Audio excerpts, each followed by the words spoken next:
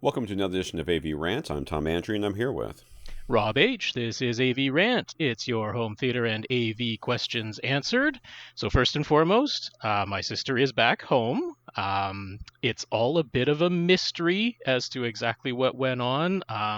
Some of the tests indicated, she had low potassium, and whatever that thing is that they test that's elevated after you have had some kind of cardiac event, it was elevated, so seems like there was something there, but then there was like no high plaques levels, no high cholesterol, stress test all went fine. Any of this means, I'll just assume that it's all good. Well, I mean, it just kind of means they're still not really sure, but since they couldn't find anything definitively wrong with her heart, they sent her back home, and I guess it's just fingers crossed that nothing more happens. But so a bit off-putting, a bit anxious with that one, but she is back home and doing okay.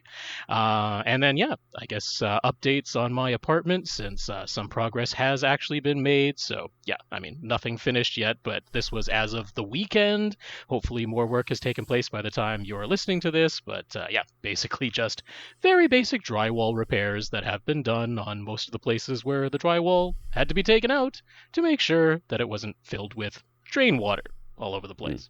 That's about it. Nothing particularly special. Well, it looks familiar. Yup.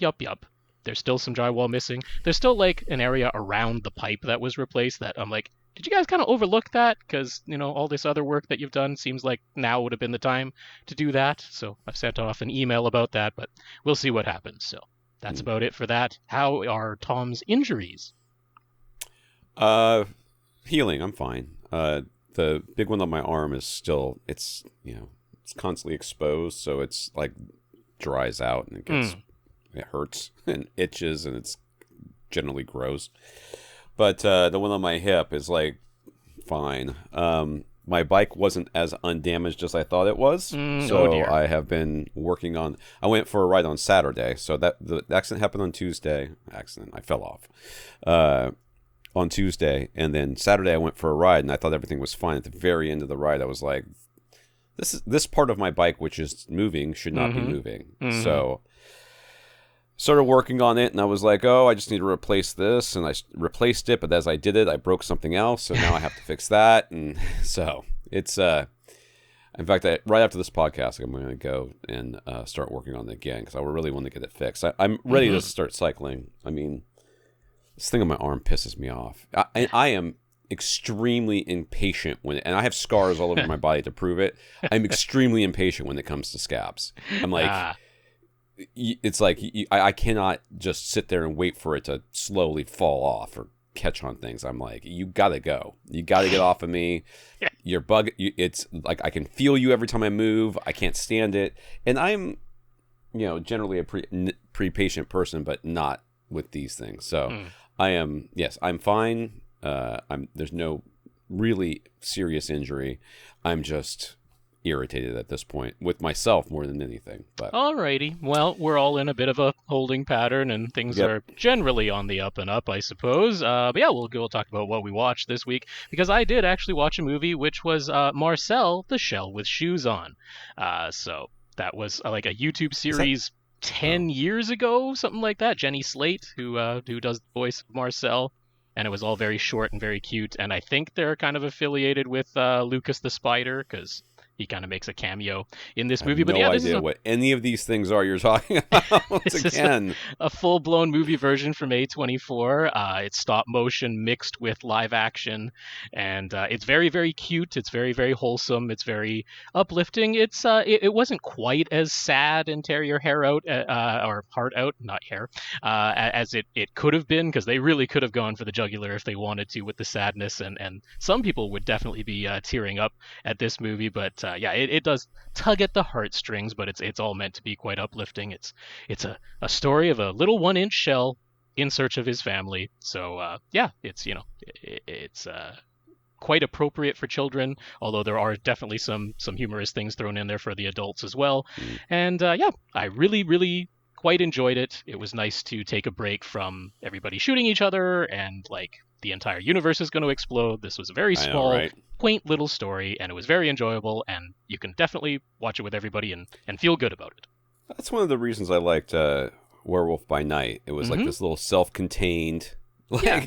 like no other superheroes need to be making any appearance. There's not really a superhero sort of element to it. It's just sort of its own thing. I'm Yeah. like, I kind of need them more. And I want to apologize. I don't know whom I'm apologizing to. Lucas Films or whatever. I don't know. I have not been watching Andor, and I have not okay. been. I've not been watching Lord of the Rings. I have not been watching a whole bunch of stuff because my 13-year-old son, who's the one I watch these things with, has been absolutely like he's like deep in the throes of puberty right now, and he's going through a lot. Yeah. And between school and his emotions, he cannot keep his stuff together. He cannot keep himself in check.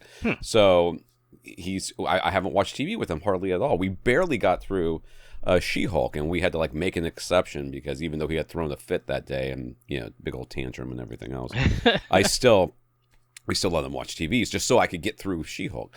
So I have not been watching anything with him. So all these things in Andor I really, really liked and I really want to watch, but I want to watch it with him. So I'm kind of waiting. And so I will report on that once I have. But I did start the Peripheral. I watched the first episode, which is like 70 minutes long. Now, is that on Amazon Prime Video? Prime. Yeah. And that's got Chloe Grace Moretz. Is that she's starring in that one? Does that woman age? Does she is she age?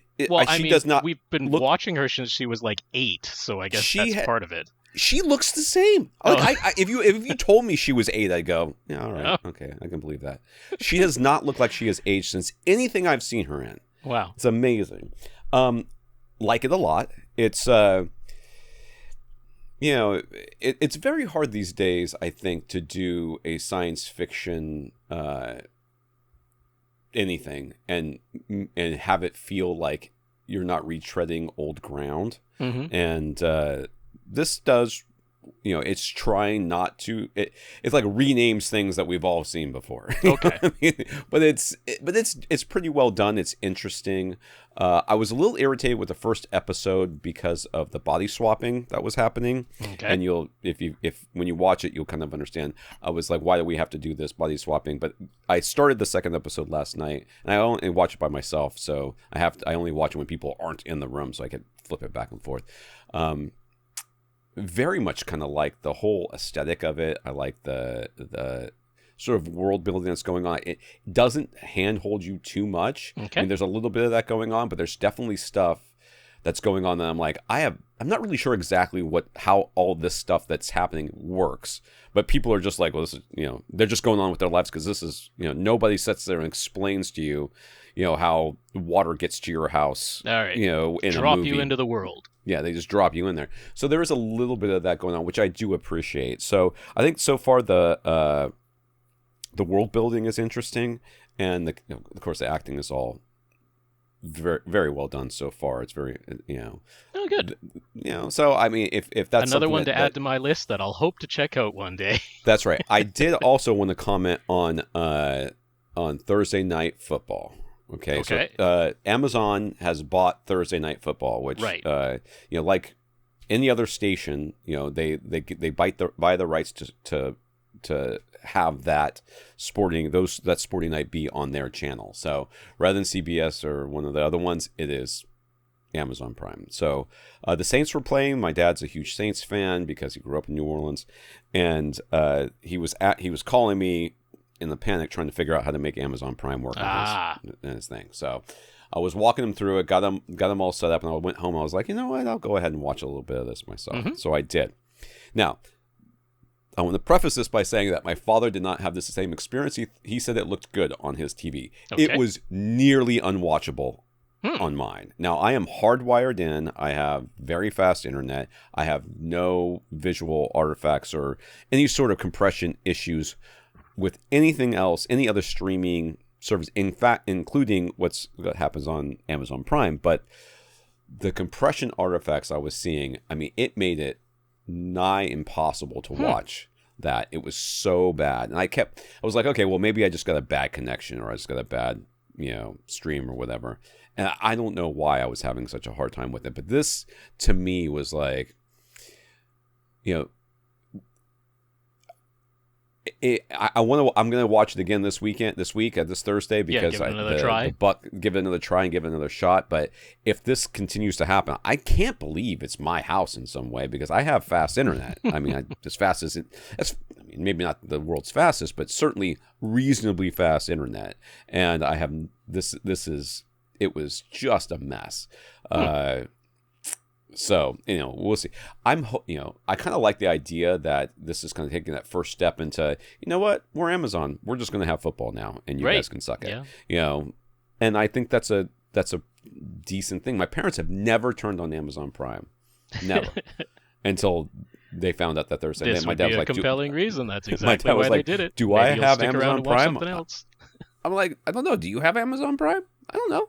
You can say, yeah, I mean, I have the free shipping. I'm like, well, then you have it. Yeah. So anyways, that's my little mini report. I mean, it was as bad as anything I've ever seen. Like any movement whatsoever just degraded into macro blocking. This, a third the side of the screen. Just.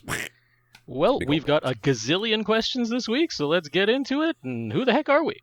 Yes. So AVRant is the podcast you are listening to, in case you were a little confused as to how you got here. We are the podcast that answers your home theater and AV questions. To get your question answered, all you have to do is ask. You ask by emailing us at question@avrant.com. You go to our website.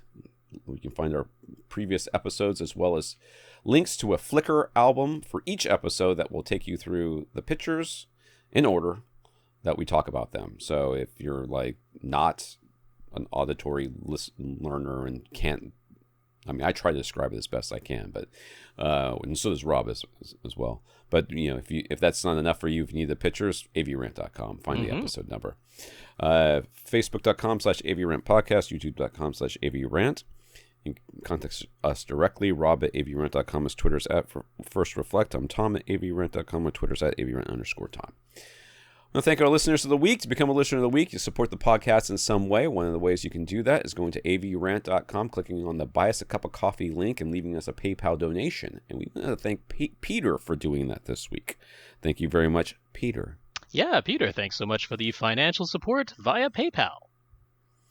I'm now questioning myself, because I'm thinking back to the PayPal I just checked, and I don't remember the name being Peter. So I'm going to check it, but I'm pretty sure it was Peter. Somebody. All right, we also have a Patreon account for those who want to subscribe and become a monthly supporter of the podcast. Patreon will take whatever money you say every month from you and give most of it to us. And we have 139 people doing that right now. And thank you to all of our patrons. For sure. That is patreon.com/AVRant podcast if you'd like to sign up to make an automatic monthly donation. So big thanks to our 139 patrons over there. That's right. It was Peter. Okay. No problems then. If you can't support us financially, support us in some other way, and we will mention you here. We want to thank Chris and Greg for sending me photos to use, with their permission, to use them on avgadgets.com, where I am the editor-in-chief. We will be talking maybe next week about maybe a couple of headphone reviews. Okay. Because I've got some that I've done recently and some that are in the pipeline. Yep. If you guys are interested in lower cost ANC, noise reduction, in-ear earbud things, I've got a pretty inexpensive one for you to talk about next week, as well as the new Soundcore, the sleep ones. I don't know if you guys have seen these, but they're earbuds that are meant to be slept, put in while you sleep, and they are designed to help you sleep. And my wife, who has problem sleeping, has been testing those out for me, and I'm about to start writing that review this week. Cool. So we will probably talk about that next week, so look forward to that. Well, thank you, Chris. Thank you, Greg. All right, we got some notes of gratitude from keeping the podcast going during this whatever end of the world scenario is going on this week. From Ilango, Jay, Will, Gurinder, who says, "Way to go, Tom, for protecting your bike by positioning your body between it and the asphalt. Not good enough." And in fact, I broke the opposite side of the thing I broke was on the left side of the bike, and I fell on the right side. So, whatever. Eric, for our what we watch section at the beginning, have we considered mentioning specific demo scenes? He really noticed the effective usage of Atmos during episode 5 of Andor, which I haven't seen yet, when a TIE fighter buzzes the main characters out in the field. Some nice usage of front to back movement and the overheads that made the scene cool and intense. Yeah, the beginning. The beginning of Peripheral, I think, has got some good bass in it, but I don't really remember. We also got notes from Marc, Chris, Julian, Peter, Greg, and Tony. So thank you to all of you for thanking us. Yes, indeed. I'll say the names one more time. Ilango, Jay, Will, Gurinder, Eric, Marc, Chris, Julian, Peter, Greg, and Tony. Thank you all very much for the notes of gratitude to us. The notes of encouragement are definitely appreciated. Big thank you to everybody who continues to listen and send in your questions. And yeah, for Eric, the whole, demo scenes that stand out. I mean, if something really stands out, I'm sure we just mention it organically, but I don't know. I don't. I don't make a note of it when it happens. So we're not gonna focus on that as the focus. There are other podcasts out there that focus specifically on scenes to demo your stuff, so that we'll leave it to them. Yeah, there's only so much I can do, man. In the news, and this is funny because as soon as we finished the podcast last week, I saw this news. Literally the minute I got done with the podcast. After we mentioned the new Apple TV 4K model was just a rumor during last week's episode, Apple made it official. The 2022 version of the Apple TV 4K is smaller, lighter, uses the newer A15 Bionic chip from the iPhone 14, and the cooling is all passive, so no more fan. I didn't know it had a fan to begin with. That's right. It has more RAM, it's 4 gigabytes, larger storage options, 64 or 28 or versus 32 or 64 in the previous models, and those are gigabytes, of course. And it supports HDR10 Plus in addition to HDR10 and Dolby Vision. The included Siri remote has a USB-C port for charging, thank God, instead of Lightning. It does not come with a USB-C cord or power adapter because Apple says, I've got one finger to show you, and you can guess which one it is.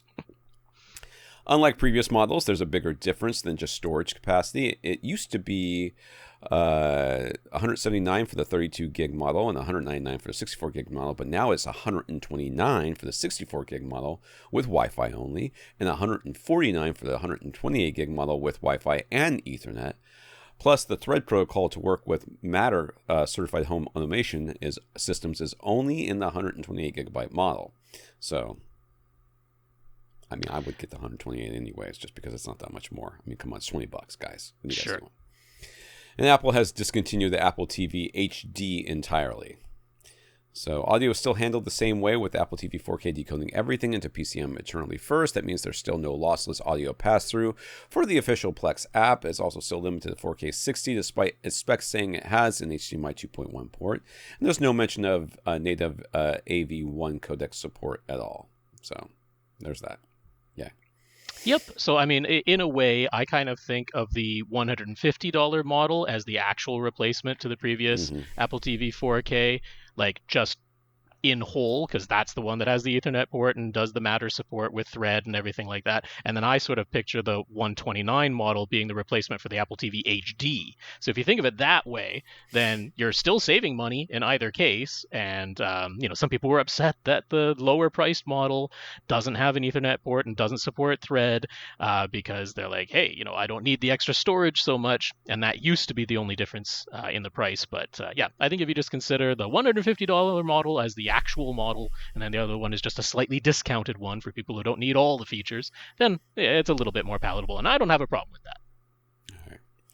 So to go along with all that, new HDR10 Plus support in the Apple TV 4K, Apple TV Plus, Apple Movies, Apple TV Plus, Apple Movies, and the Apple TV app built into the Samsung Smart TVs now support HDR10 in addition to HDR10 Plus in addition to HDR10 and Dolby Vision.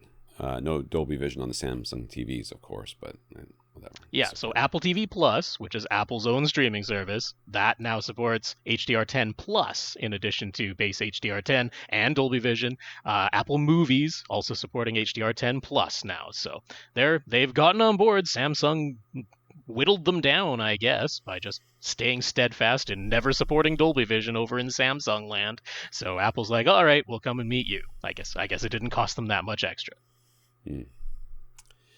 GiK has released their new Turbo Trap bass trap. It's a freestanding cylinder because people love buying cylinders. We know by how many times we have recommended cylinder subs and people don't buy them. 17 inches in diameter and 39 inches tall. They're using their new patent-pending DDM, dual density material technology, for effective absorption down to 60 hertz.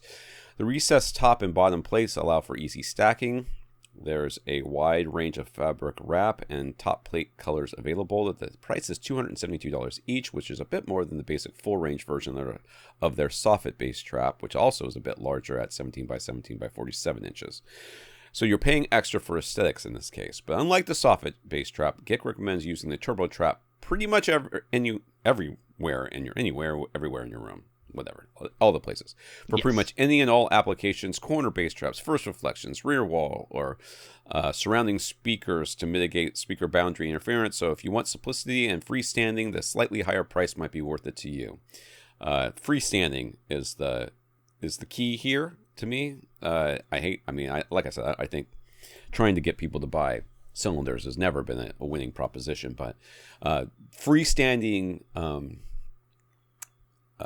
bass traps of any kind are hard to find. The corner traps, the tri traps were about the only option in the knockoffs. So this at least gives you something else that doesn't look like a triangle. Yeah, I'm not sure that this is totally appropriate for small rooms because, on the side walls, on the back wall, it's sticking out 17 inches. Yeah. So, I know it's got the rounded shape, but that's 17 inches it's sticking off the wall. So I'm not exactly sure that I'm going to be suggesting that everybody line their side and back walls with these things. But if you've got the space, I'm sure it will be very effective.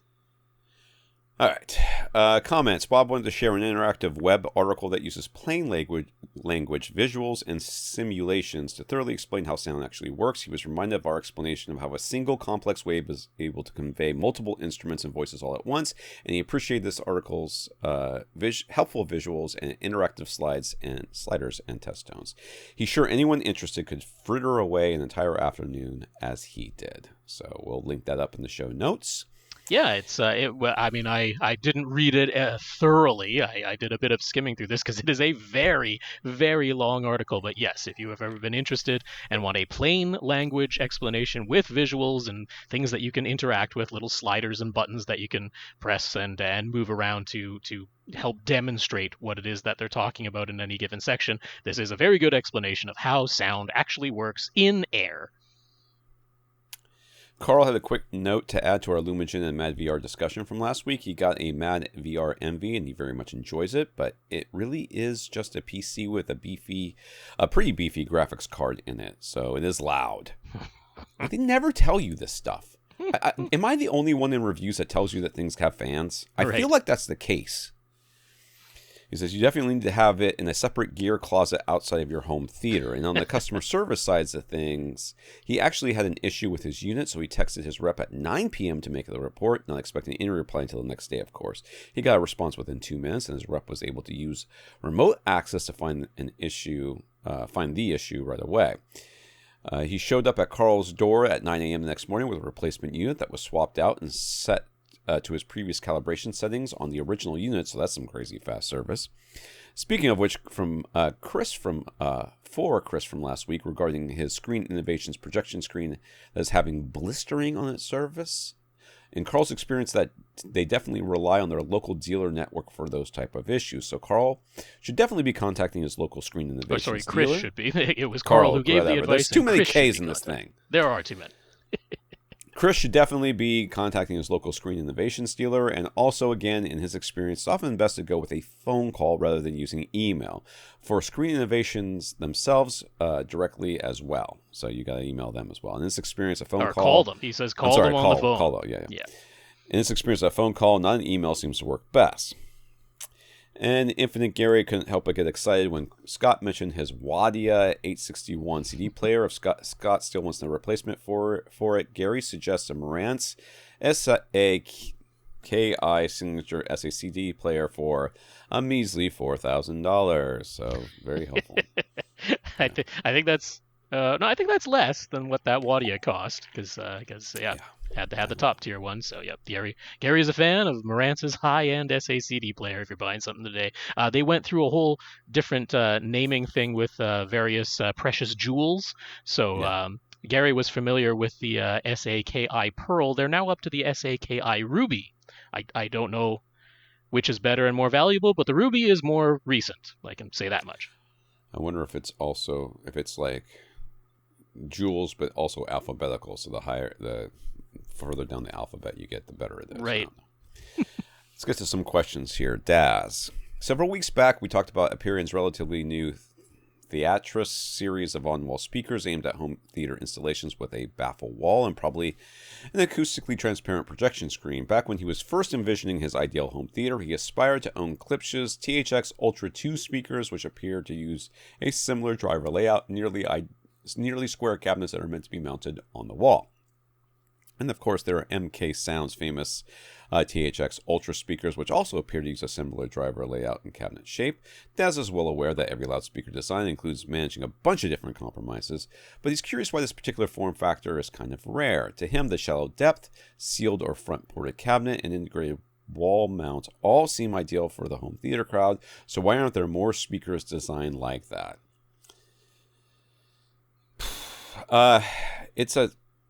So this is... Oh, I hope I didn't lose internet. Can you hear me? I can still hear Tom, yeah. Okay. I just got this message that my connection was interrupted. Oh, lovely. I think it's like the surface area.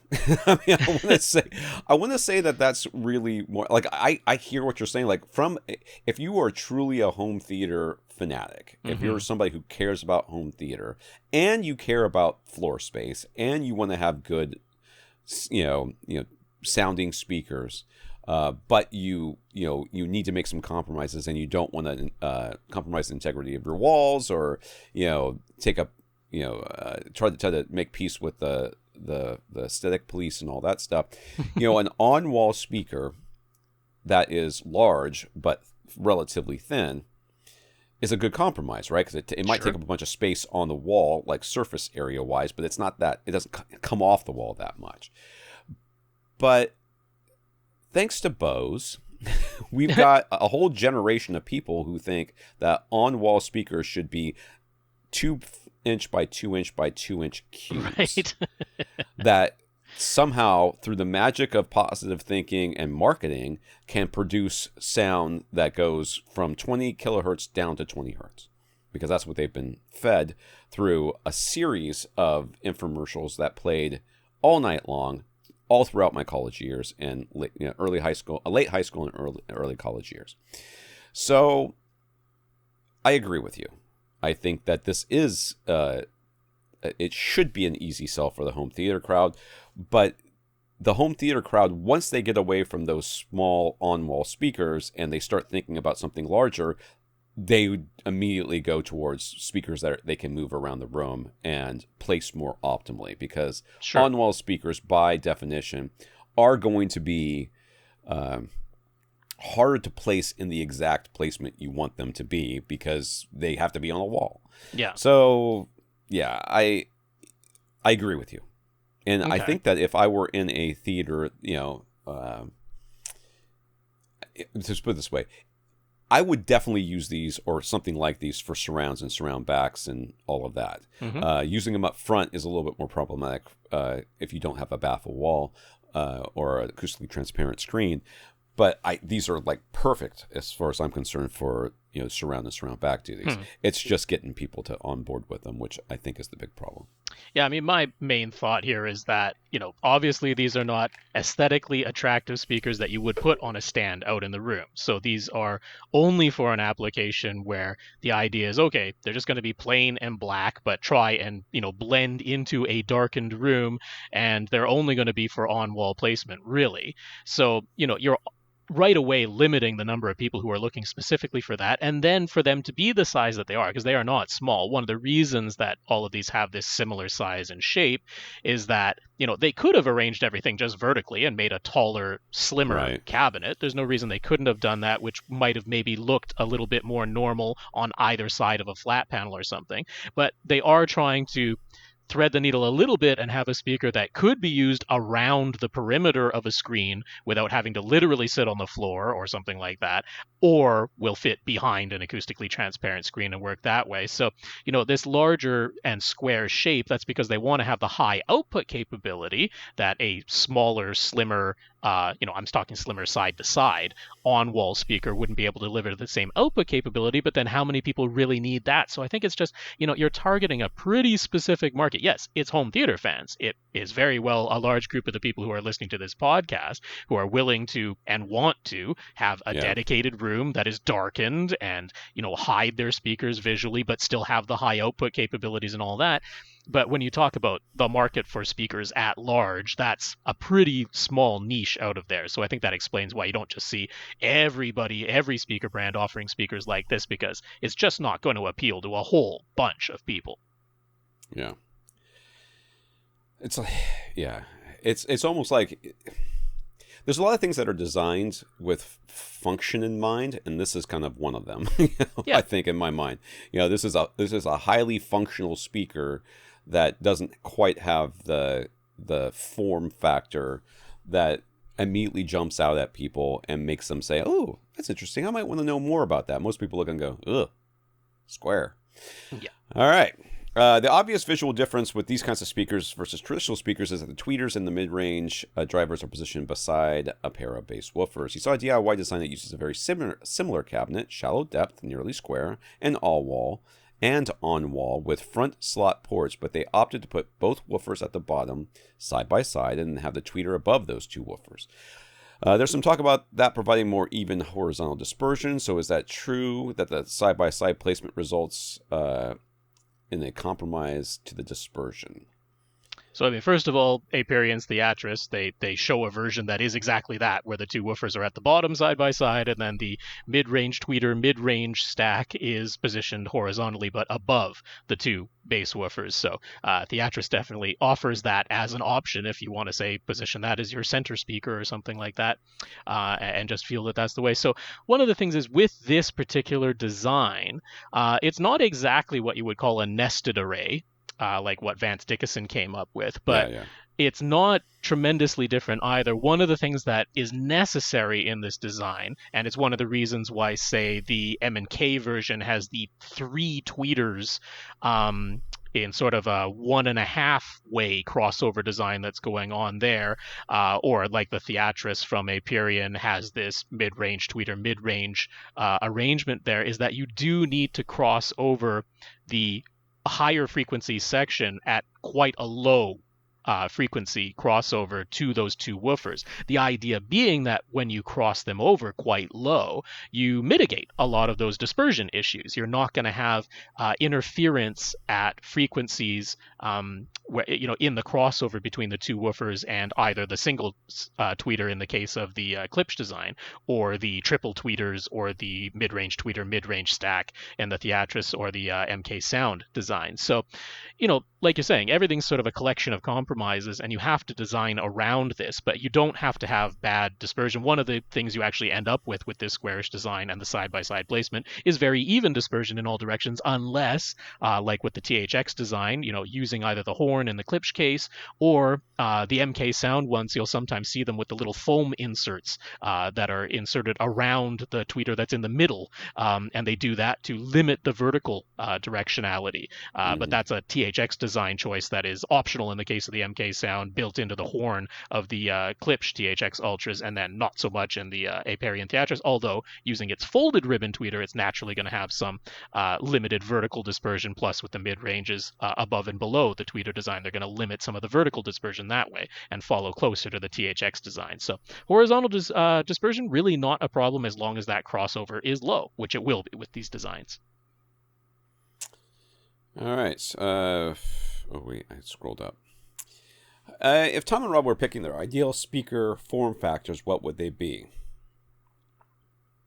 What? Is that the whole question? Okay. That's the question. If it's up to us, what are we going to go for as far as a speaker form factor? I mean, I'll answer first because I know right away. I like big bookshelf speakers. I tend to like a speaker that does have like a mid-range tweeter, mid-range stack arranged in a vertical orientation, and then a couple of woofers, but one that can be stand mounted rather than being a tower form factor. I like having that high output capability, but without being tied into the form factor of a tower where I don't have the option of changing the height, at least not easily, and this will fit a bit easier. So I'm showing images on YouTube and in the Flickr album of Per Listen's speakers, because to me, they pretty much nailed it. They pretty much nailed the design I'm looking for when it comes to the driver arrangement, the type of output capabilities, the type of sensitivity. I like that by default they're actually running sealed. I think in a lot of cases it's easier to integrate a sealed speaker design with the natural second order roll off with the bass management that's built into the vast majority of AV receivers that are expecting a second order roll off at the bottom of your speakers. So, I like a lot of those design choices that Perlisten went with. And then they also have, included wedge shaped speakers that I'm a big fan of, very handy for putting in your Atmos positions or using as surrounds, slightly elevated, or surround back, slightly elevated. And then an entire collection of in wall speakers as well that I think are well designed with fully integrated back. To me, Perlisten really kind of nailed it. I don't know that I have an ideal speaker form factor. I have literally reviewed or experienced just about every form factor you can imagine, including line arrays and massive like audiophile type speakers that have, and dime size and electrostatics. Yeah.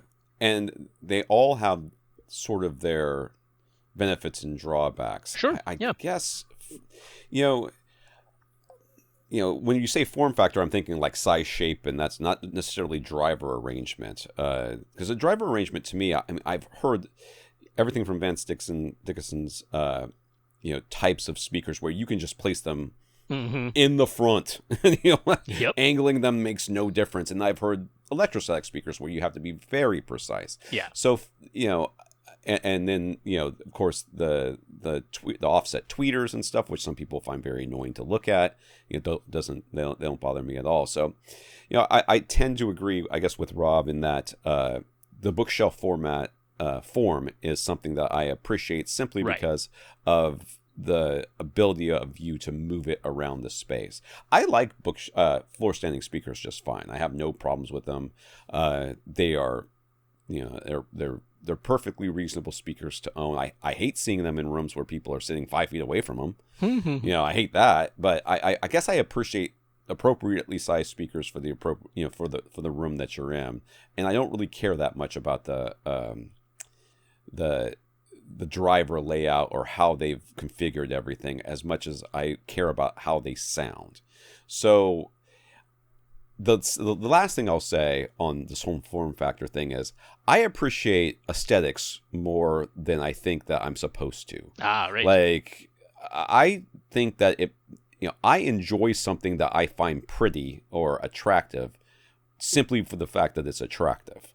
So my very first bike I bought because I thought it was a cool looking bike. Now, I don't ride it anymore, and the bike I have now I think is cool looking except for the whole broken part. But when I reviewed Perion's Sierra speakers, Sierra 1s, when they first came out with the that would be Ascend if it's Sierra. Ascend, so. I'm sorry, Ascend. Okay. Ascend bamboo, those bamboo Sierra 1 cabinets, I just loved them. I mean, they sounded good, and that was important. But I loved the way that they looked, and that had me enjoying the speakers. In fact, the Salk speakers I reviewed a number of years back, I loved the way those looked. I think that's an important part of this. And yes, I mean, I've got the plain vinyl wrap SVS Ultra bookshelves, and they sound great. And they are great. But when the lights are on in here, I'm like, it's just a black box. And there's some part of that. So I think that it has to be a little bit of both. If you're talking about ideal, I want something that both sounds good and looks good and is appropriate for the space. Okay. He said, despite all of his questions about nearly square on-wall speakers that he just asked, he's happy with his Ascend CMT 340 SE speakers, but he really fell in love with the Sierra Duo LCR. Furthermore, when Ascend updated them to version 2, they did so using their Kipple measurement system, which is also used by Audio Science Review and Aaron's Audio Corner. Having watched a ton of their videos and having read a ton of Kipple-based reviews... There's an L in there. Klipple. I said that. Shut up. Dazz feels he's learned how to read Klipple graphs quite well, and the Sierra Duo LCR V2 appears to measure very, very well. They're compact, they can be wall-mounted or used on a stand, they're front-ported, and they have that raw ribbon tweeter. They don't play super low into the bass, but they're solid down to 60 hertz, which just fine. They have limited vertical dispersion, but very wide and even horizontal dispersion, and they have surprisingly high power handling with 87 dB and echoic sensitivity. So they can play louder than you might guess just by looking at their size. So, but what do we think about them? Are we equally impressed as he is? Do we think they offer strong enough a performance to be considered forever speakers? And compared to the CMT 340 SE speakers, what would he be gaining and what would he be losing? Should he ever be able to make the switch? So I wrote an article called something along the lines of what is the proper answer to common home theater questions. Mm-hmm. And this falls directly in there, which is whatever speakers you want are the best ones. Those are the ones. Whatever you have or whatever you want, those are the ones that I agree you should buy. Right. Because there's no answer that other than that. You're looking for validation, and that's fine. These are good speakers, and yes. There's no doubt. Okay, you are correct. They've been measured by third parties, so you know that you can trust the measurements even more, even though we already trust Ascend measurements because they don't lie about these things. They have no reason to. They have great speakers. The Duos are fairly small. Am I wrong about that? Yeah, I mean, they're certainly not large. They are meant to be an on-wall option. So there's the Luna, which is the single woofer version of these that can't play quite as loud and can't play quite as low. So the Duo really is just a dual woofer version of the Luna. It has, for all intents and purposes, replaced the original Sierra 2 in Ascend's lineup in terms of output and extension capability. They now have the Sierra 2 EX, which can play a bit louder and lower. That's what's gone on there. So the Duo LCR V2 and the Sierra 2 were kind of redundant and very similar in price. So they've just done away with the original Sierra 2. That's kind of what's gone on in Ascend's lineup. So, I mean, you know me, I'm a big fan. If somebody says these are their favorite speakers, I've got no reason. There's no red flags here for me. There's no reason. If you like the form factor, which I do think is very convenient, it fits very nicely in a lot of places where not every does. So about the only reason I wouldn't say these would be forever speakers is simply if you move to a much larger room and sit much farther away and need even higher output capability, in which case, it costs more, but have a look at some Sierra Horizons, which you can have Ascend build for you in a vertical configuration if you want to stand them vertically rather than horizontally, which is the default to use it as a center. But yeah, that's totally an option that you go there that, again, fantastic sound quality, but can play even louder than the Duos. So, pairing up, say, Sierra Horizons across the front in a larger room where you're sitting farther away and then using Duos or Lunas as your surrounds and surround backs and overheads, that's going to be a fantastic setup. So, compared to your CMT 340 SEs, the CMT 340 SEs technically can play even a bit louder than the Duos. So, as long as the Duos have enough output capability for your seating distance and room size, you're not going to notice that. That's only at the top of the headroom. In every other way, I would say that the Duos are superior. In transient response, that's certainly where it's most noticeable. That RAL ribbon tweeter really does make a difference there. So, yeah, if you love them, I love them too. Yeah. And this is, once again, where we get into this whole idea of diminishing returns. Sure. Or can these be your forever speakers? I hate to break it to you, your current speakers could be your forever speakers. They could be. They are. They are very tell it like it is, as what you've already got. And so the question becomes, to me, to realize the sonic benefits that you may or may not experience by upgrading your speakers, have you done all the other, and I'm not talking to you, Dazz, I'm talking to everybody else listening to this podcast.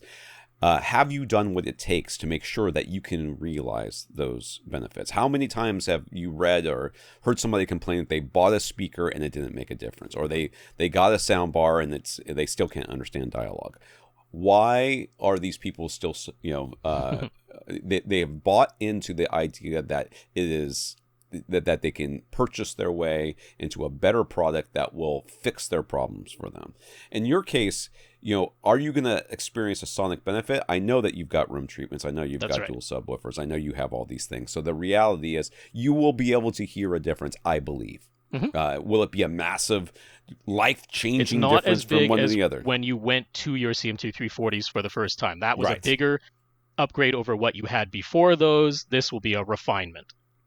Exactly. Will things sound a little bit clearer? Will you get a little bit more high-end information? Will things be a little bit more even? Almost certainly. You will experience many of these things, but that's because you've done the work to get Yeah. to experience that.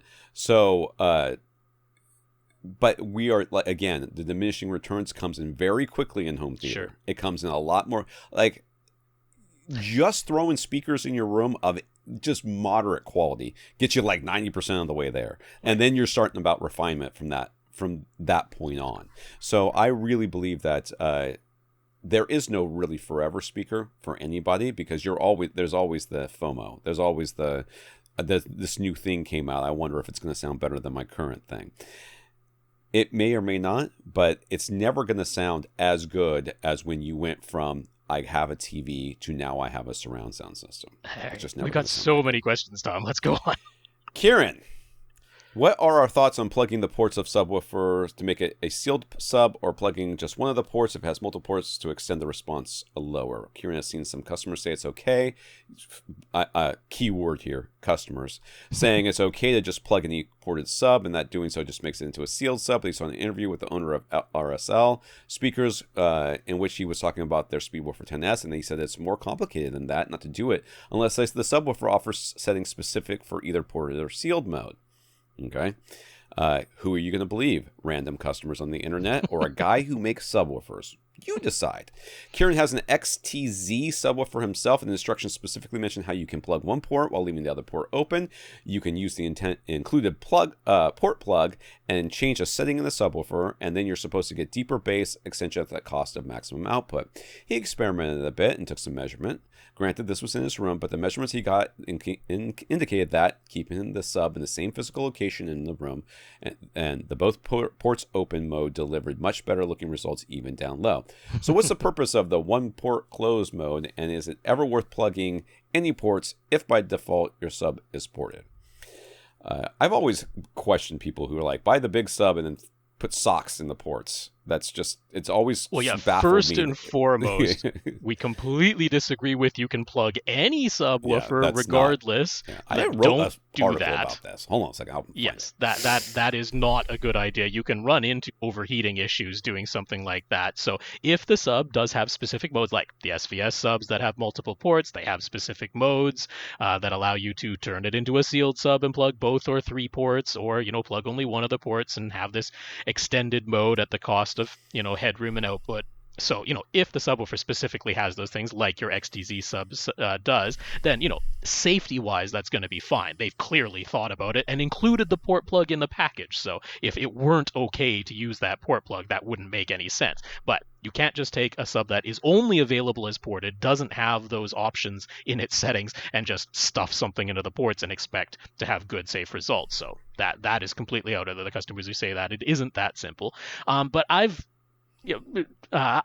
was swayed by the the graphs and the arguments that maybe you plug one of the ports, like in my PC13 Ultra subs that I have, maybe you plug one and now it goes all the way down to 16 hertz instead of a measly 18. You get that 2 extra hertz of flat response at the cost of total headroom and output. But no, I mean, I've come to the conclusion that whatever the default all ports open setting is, that's where I stick. I've had the exact same sort of experiences that you did, which is, on a graph in a semi-anechoic setting, you can get this slightly flatter looking down to 1 or 2 hertz lower by plugging one of the ports. Although maximum output will be curtailed, it's like, it just isn't worth it. As long as that sub is playing nice and flat down to 20 hertz to begin with, I don't need any further extension than that. So I'm for leaving all the ports open, maximum output capability that tends to deliver the lowest distortion and best results in pretty much all situations. Plugging ports in subwoofers is it's just I believe it's a marketing way of trying to convince customers to buy one subwoofer over another.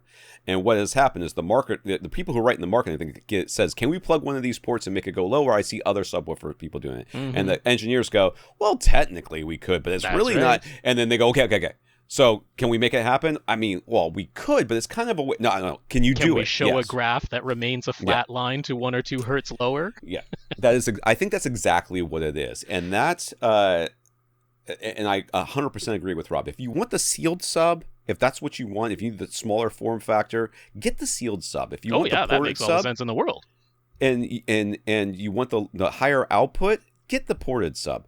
If don't get the ported sub because it has more output and thinking you're gonna seal it and somehow make it like a sealed sub. First of all, like Rob said, the article I wrote is called "The Case Against Port Plugs," and it says exactly that. You start plugging up your ports, you're gonna damage your speakers. Now, people say I've done it and it never damaged my speaker. Well, people ride around Florida all the time on motorcycles with no gear whatsoever, right. No helmets, no nothing, and they're not dead yet. Doesn't mean they're not. Okay, they will die, not. or that they, but they're definitely taking the risk, and so are you. You start plugging these ports. So yeah, don't. This is my general thought on that.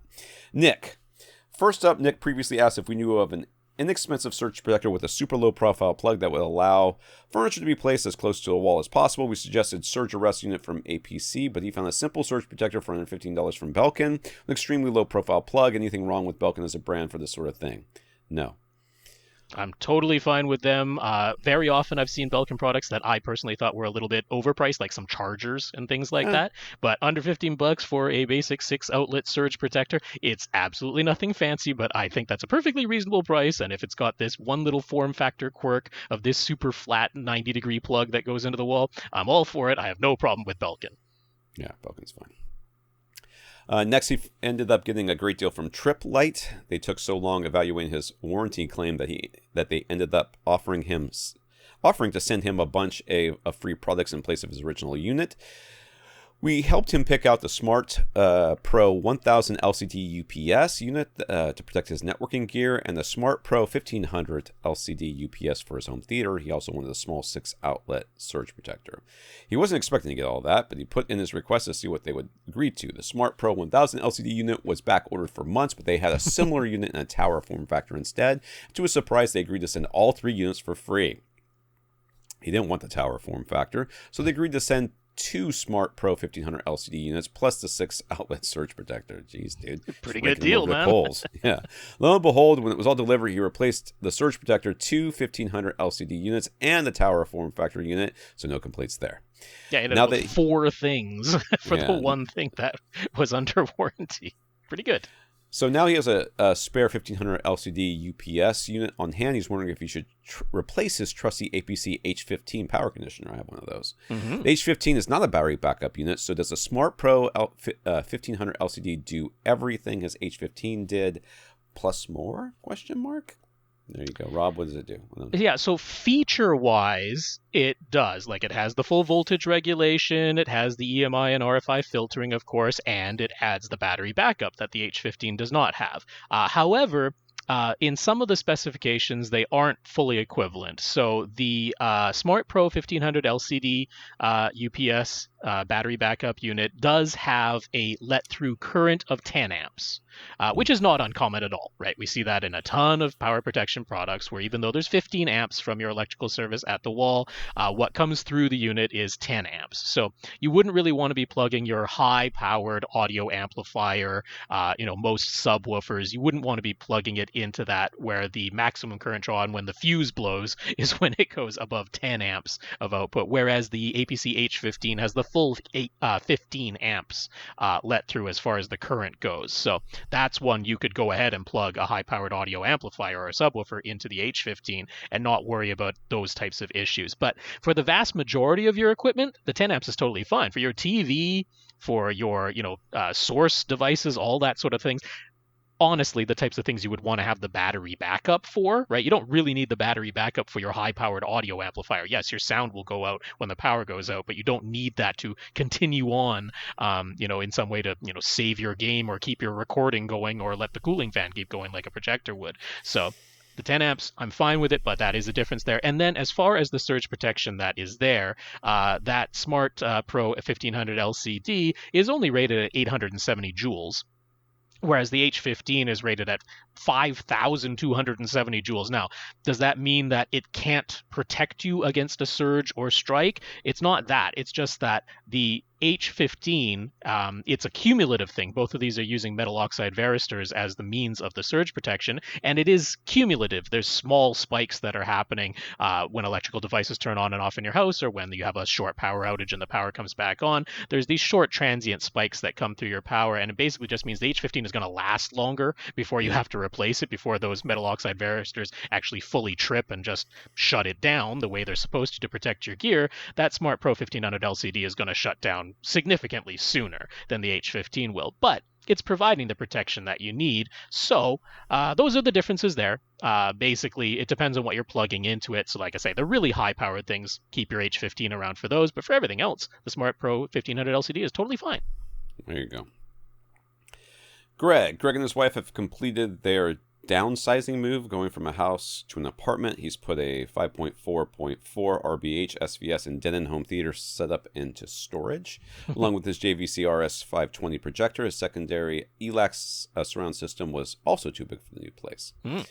So they'll be doing a bunch of traveling and might buy another house after that, but for now he's making do with an OLED above the fireplace. Don't post it on Reddit. With a 5.1 Sonos system for the sound, using a Sonos Beam soundbar up front, along with the Sonos Sub and a pair of Sonos Play 3 speakers as surrounds. They used to have that system in their house, but rarely ever used it. Turns out it's fine for the apartment. He's realizing Atmos was pretty overrated. Ha! Welcome to the dark side, my friend.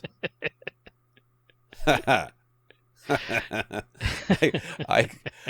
just can't wait till they start adding more speakers. I mean, we're already there, Tom. We're at the 15 speaker setup as being fairly the common floor now. speakers are coming, my friend. That's right. The floor speakers are coming. At least with floor bounce, you have a better chance of actually. You actually have. I mean, people are like, "Oh, and I can no longer have a rug in my room." Everything in the room's got to be reflective, so they can bounce the speakers. Good times. And since they can't crank anything close to reference volume in the apartment, he's fine with this for the time being. They also had quite the misadventure mounting their OLED above the fireplace. It's because fireplaces hate OLEDs. Everybody knows that. The TV mount was already in place, rated for £100. At about an hour and 3 of the 5 bolts going into the wall pulled out. And I mean, OLEDs are not heavy TV. They're not that heavy, yeah. So. They were lucky they didn't all come crashing on the floor. It turned out the previous tenant who installed the mount hadn't hit a single stud. Yeah. Just YOLO'd what that you want. thing. Yeah. Plus, some of the bricks around the fireplace were not moored in properly, so it was all loose. In any case, for those times when he would like to play things much louder, he's got a collection of wired headphones along with a monoprice headphone amp that he likes to use with no AV receiver. Their handful of sources all plug directly into the TV, which then feeds the Sonos Beam using his HDMI ER connection. The only other audio output from his OLED is the optical audio port. There's no analog audio output or headphone jack, and his monoprice headphone amp only has an RCA input. It doesn't really feel like getting another gadget. Well, I hate to break it to you. That's what's going to happen. And his wife loves how they've been able to greatly reduce the number of cables. But is there a simple solution to this that will let him hook up his headphones? He can send Bluetooth from his Apple TV 4K, but that won't help with his disc player. And he wasn't totally satisfied with the sound quality anyway. So any suggestions? Yeah, you're going to need DAC. You're going to take that optical output and then from your TV. And then, they don't have to be big. They could be small. They could be small. So what you got, Rob? It is going to be adding something. So, I mean, I went... what I think is pretty reasonable price for really high quality headphone equipment here, which is $110. Now, you don't have to spend that much. You can get like one of the Behringer optical to RCA DACs for around $25, $30, and it'll totally do the job. But given some of the associated equipment, just sort of the general feeling I have, and I don't think $110 is so much money that you're going to be like, there's absolutely no way. One that I really, really like are JDS Labs Atom series of products. So they also have just the Atom amplifier that goes for $100, but they have the Atom DAC that goes for $110. And I mean, it's dead simple. You plug the optical jack from the TV into the Toslink input of the Atom DAC, and then it has RCA left and right that will feed your existing headphone amplifiers. So yes, it is one more little device in the signal chain, but it is very small, very compact, quite easy to tuck away behind something or within a cabinet, something like that. So I don't think it's going to create a whole bunch of extra clutter or anything like that. And I think the price is fairly reasonable, and it's up to the type of quality that there won't be any question that it's somehow downgrading the audio quality of your other associated gear. Like I say, functionally, you don't even need to spend that much, but I think that fits the bill. Okay. I mean, there's just so many little devices that can do this. Oh, yeah. Yeah, it really. But that one's nice. It won't open, though. I can't see it on my computer for some reason. Kamran, we might recall, I do remember your name. I don't remember anything. I see these pictures, and these mean nothing to me. Okay. So, but I do remember going Kamran when I first saw your name. So I'm tempted to do it again, but I'm not gonna. We recall when Kamran was putting together his system, his Atmos home theater system. And then he's got some old photos here. This was well over a year ago. And in the meantime, he fell all the way down the 2-channel audiophile rabbit hole. Did you see Andrew while you were down there? I mean, I don't want to dwell too much on some of the things that you're going to read here. That's going to be coming forth. You can't stop me. I'm going to dwell if I want to dwell. You I guess so. Me. I mean, it's already been done, so we're not going to be stopping him from any of this. It's already taken place. I'm speaking to the future Kamrans out there who are listening to this, going down the same thing. Right. He had completed his 5.2.4 Atmos setup with all the gear hidden in the equipment closet out of sight, but then he got all into 2-channel. He wound up putting his separate DAC. Network streamer preamp, and Class A tube amp all at the front of the room. Of course he did. It's a space heater. It's kind of too bad we don't have any photos of that, because I'm sure it looks very pretty. That stuff all sounds like it looks very pretty. Yeah. And for somebody who just said that it's important that gear be pretty, right? Me making fun of having all your amplifiers at the front of the room with big glowing tubes in it, is a little disingenuous. But that said, I would have that if I had like a dedicated AC for my room and also more money than sense. But I have neither of those things. He connected his front, left, and right speakers to all of that, but did not run any pre-out connections from his Atmos AV receiver to the 2-channel preamp. That means for his movie setup, there are no front, left, and right speakers playing. Yeah, currently. Only the center up front. Doesn't seem like anyone else in this household has noticed. But all of that aside, as for his what do you mean for aside? Dude, what are you doing? What are you doing on this podcast? What are you even here for? You cannot not have left and right speakers. That's not how this works. And you don't have to give up your dedicated 2-channel system, as much as I would never really suggest spending all of that money on such a thing. Obviously, people fall down the rabbit hole of it, and they enjoy it. They get a kick out of it, whether it's really about the sound quality or not. They enjoy it on whatever level, and I'm fine with that. But yes, you can have your front, left, and right speakers playing as part of your Atmos home movie system, because your AV receiver, being one that can support 9 to 11 speakers, definitely has pre-outs. It definitely has front, left, and right pre-outs, and you can just send those as regular RCA cables to one of the analog inputs on your stereo preamp, which I would hope definitely has one pair of analog ins somewhere, like available someplace in the back of that thing. That's all you need. The tape input, if it has it, not the phono input. Don't put them into the phono input. Those are expecting a different signal level. But the CD input or the tape input, and then you just set your stereo preamp to that input as the source, and voila, you have your front, left, and right speakers active once again when you're watching movies. So there is most definitely a solution available to that side of things. Anyway, I don't even know how you could be in the same house with a system that didn't have front, left, and right speakers. But he's got dual SVS PB2000 Pro subs. He had one at the front of his room plugged into one of those basic surge protectors that sits flat on the wall and basically just takes the place of your normal wall outlets. When he installed all of his fancy 2-channel gear at the front of his room, he unplugged that flat surge protector so he could plug in his tube amp directly into the wall and plug the Audio Quest 3 power conditioner into the second wall socket. His PB2000 Pro was then plugged into that Audio Quest. Talk about choking power. Here we come.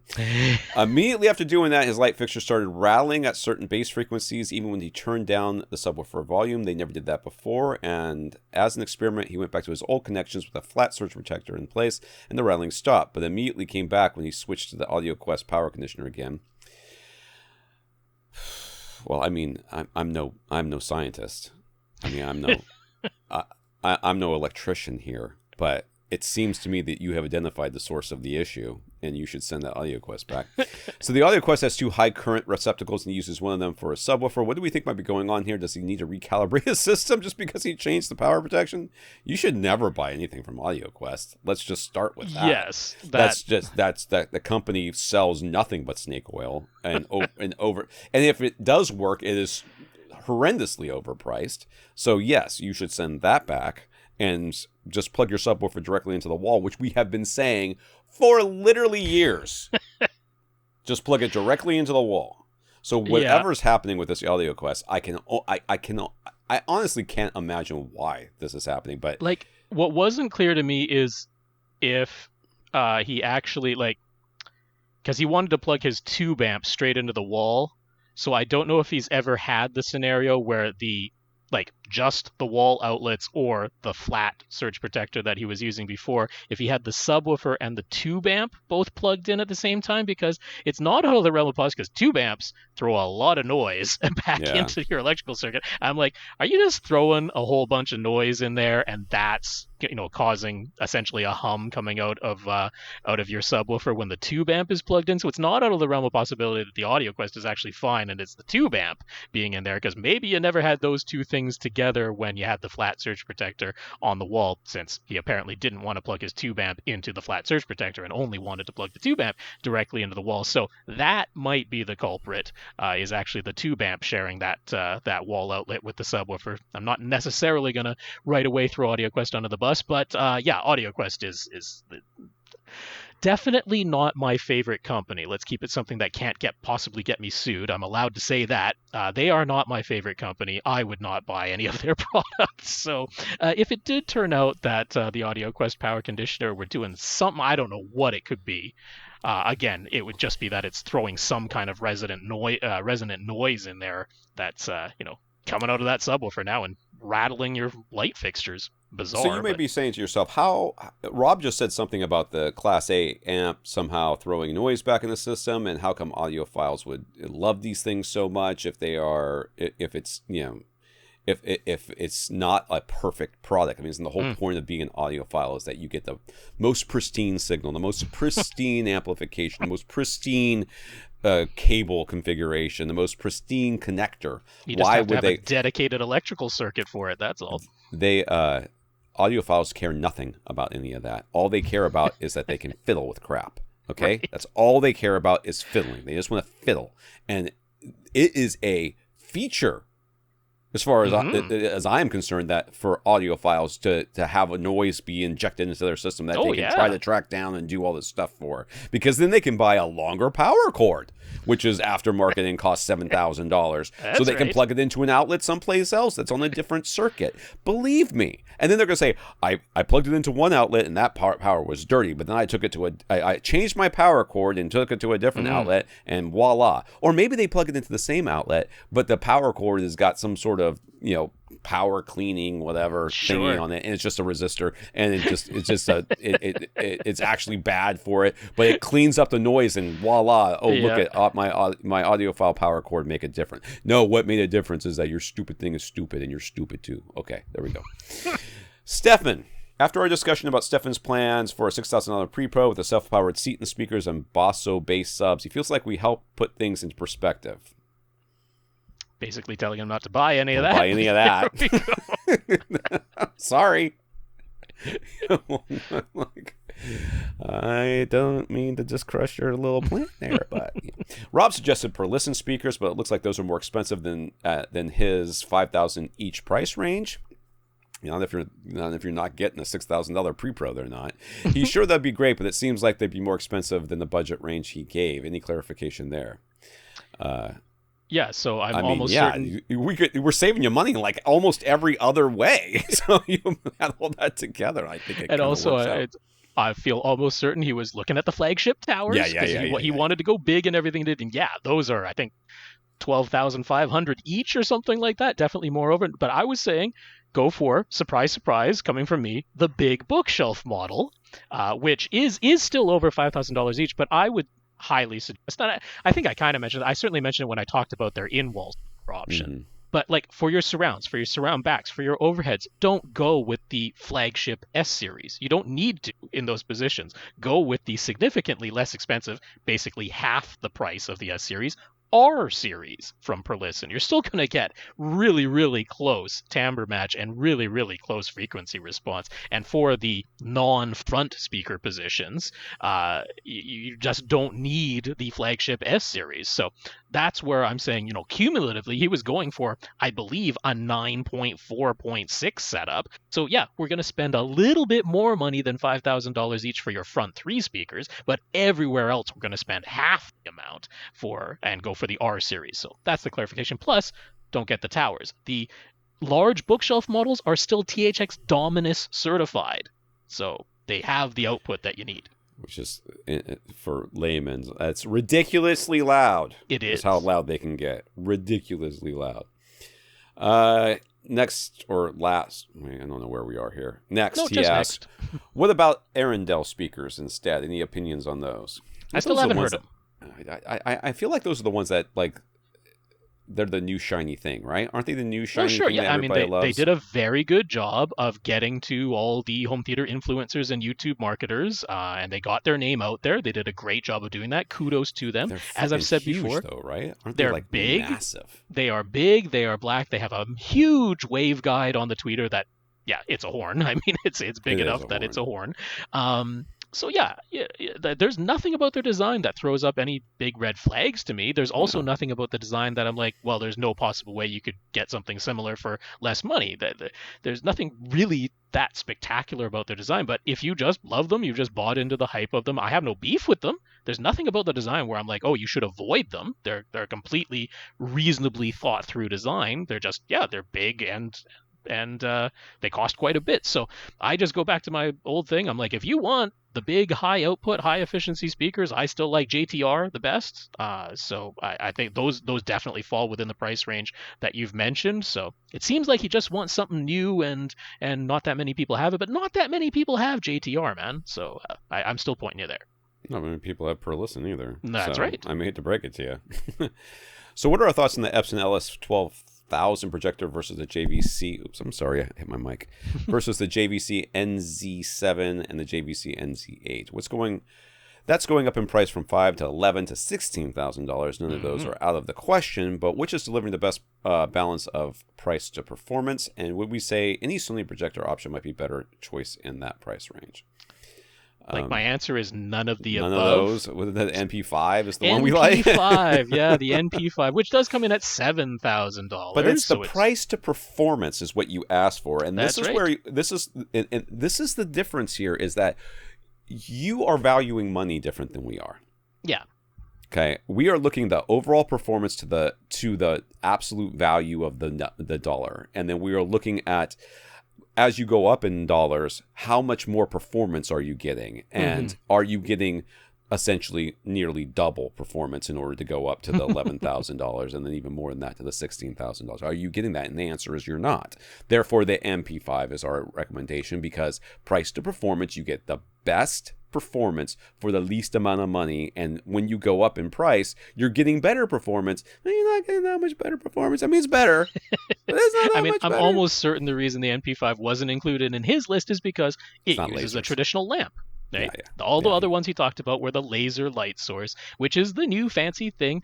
Tom and I have a lot of misgivings about the laser lamp sources because you can't replace them. You can replace the lamps. The lasers do still dim over time if you use your projector a lot.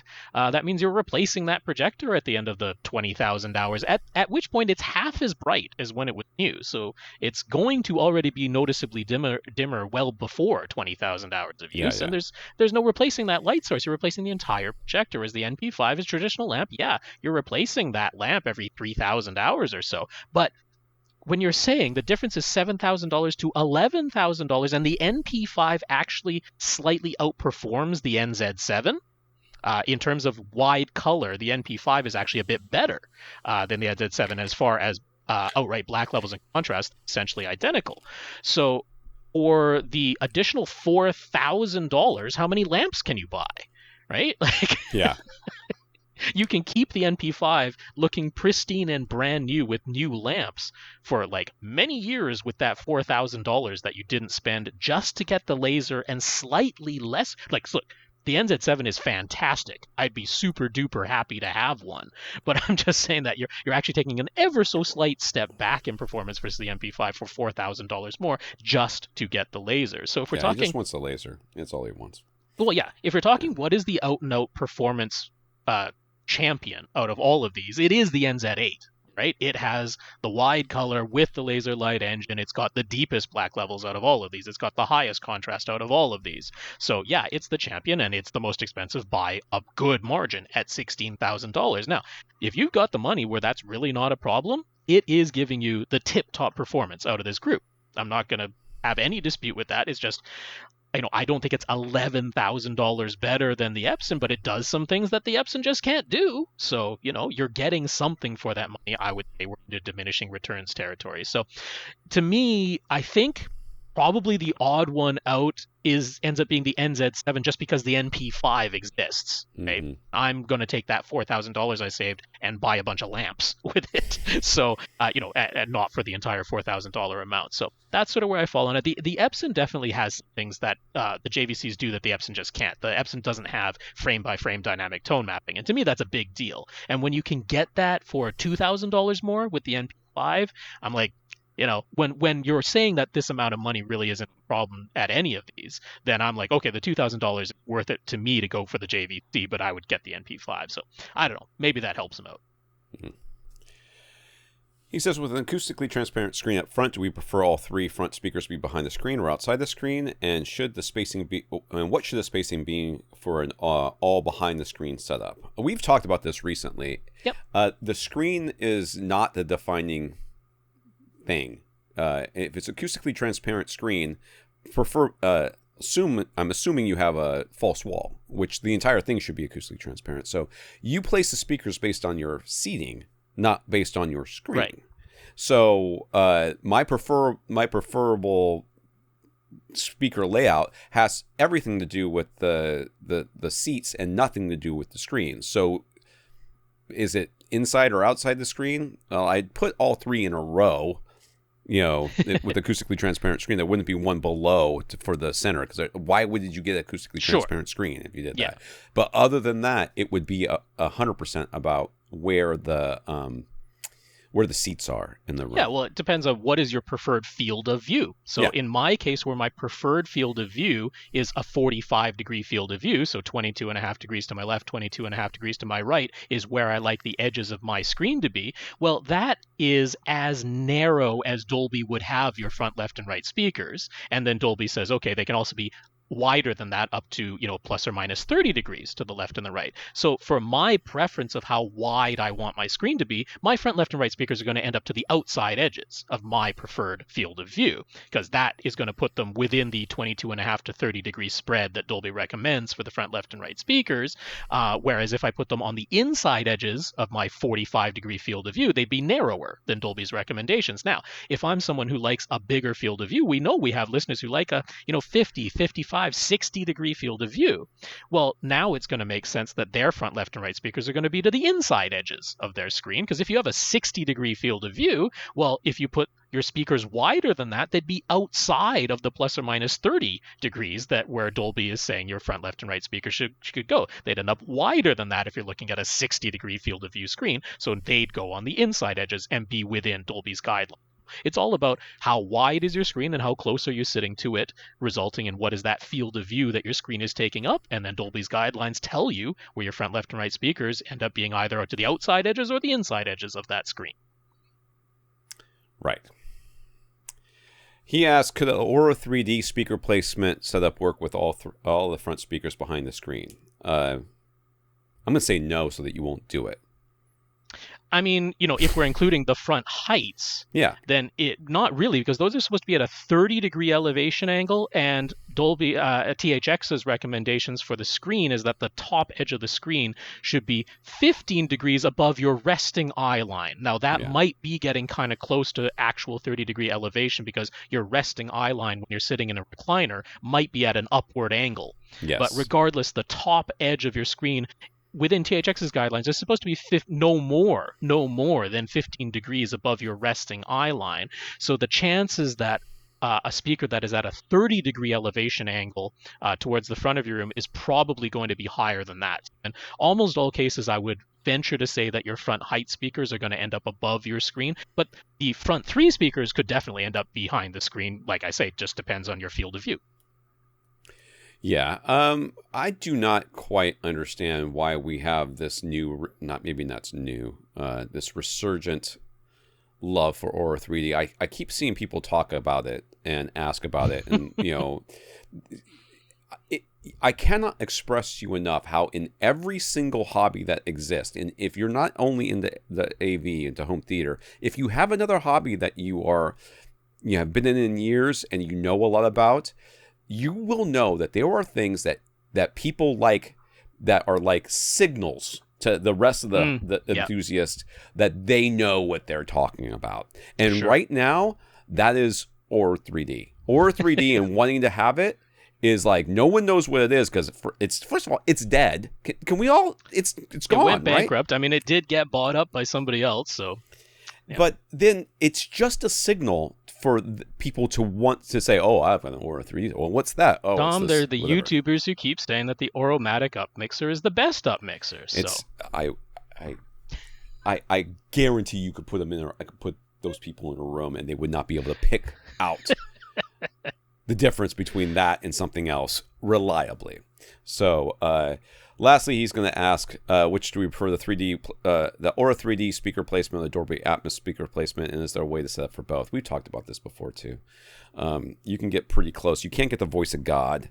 The height speakers, in theory, should be in the same place that the height speakers are. Your top middles can be about in the same place that the height speakers are for the surrounds in Aura 3D. The surround back, the rear heights can be about in the same place that the Aura 3D ones. Because Aura 3D placement, for those of you that don't remember, take every speaker you have on the floor and then put the speaker above it 30 degrees. That's correct. That's and it. Then one directly overhead on your ceiling as the voice of God speaker. And I think only with the monoprice processor will take your top middles and matrix it into being a voice of God. Right. So you can do it that way. Again, there is so little motivation or reason for you to specifically set your system up for Aura 3D when it's audibly going to make very little difference, if any. And it is a big pain, and it is a dead format. Just don't believe the hype. No, for me, I'm going to go with front heights and rear heights. Those might actually be on my ceiling instead of high up on the walls, but I'm going to label them as front heights and rear heights. Those labels are compatible with all the immersive audio formats, Atmos, DTS:X, and Aura 3D. Front heights and rear heights are compatible with all of those. I'm not going to worry too much about the voice of God speaker. I'm not going to worry about the center height speaker. But yeah, I'm going to go with front heights and rear heights in all situations.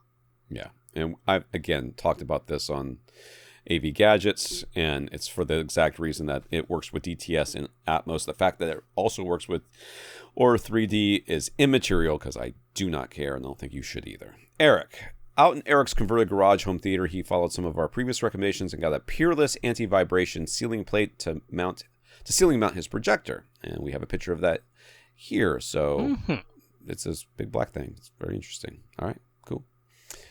Scrolling. He's been pleased with the difference that adding lots of Rockwool insulation in his open ceiling rafters has made to his base. It sounds punchier and tighter, and it's great, but his projector is still shaking, even with the anti-vibration plate in place. It's at the point where his wife never seems to notice, but he can still see the image vibrating sometimes when the bass goes off. He's got his pair of SVS PB10 ISD? He's got one ISD and one NSD. Okay. Anyways, PB10 ISD and PB10 NSD subs directly on either side of his couch. They're sitting directly on a shag carpet on top of the concrete garage foundation. So is there any chance SVS's sound path isolation feet might help with the projector shaking? He'll admit the structure of the garage is not exactly super rigid and inert or anything. The whole thing can move quite easily. So what do we say? Any solution needs to be inexpensive. So should he make a platform for the projector that's suspended by wires or chains or something? You can test this just by putting a comforter underneath both of these speakers, both these subwoofers. You Sure. can test it that way. Yep. I would think it would make a difference. I mean, we're talking about a folded up comforter or a folded up blanket, something that will act as a squishy platform. Yeah, if your subwoofer seems to want to teeter on it, you're at the right level of thickness. That's right.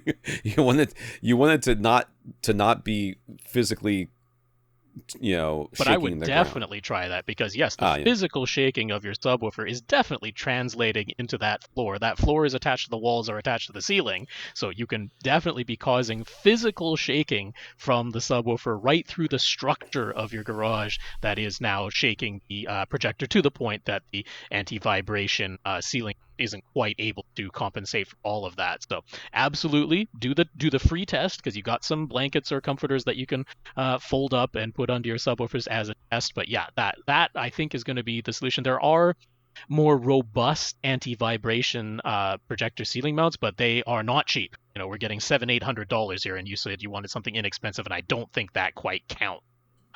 So would something like creating sort of a dumbwaiter system for the projector, would that work? I mean, I guess maybe. Theoretically it would. Yeah. I mean, it sounds like a nightmare to try to line it up, and God forbid the AC blow on it and then it starts just shaking back and forth or whatever. I mean, because when it does move, I think it would be even more noticeable than what you've got right now. So my hope is that yes, having decoupling for your subwoofers is going to make the difference here, because it entirely could. So there's a free test you can do, and hopefully that's the ticket.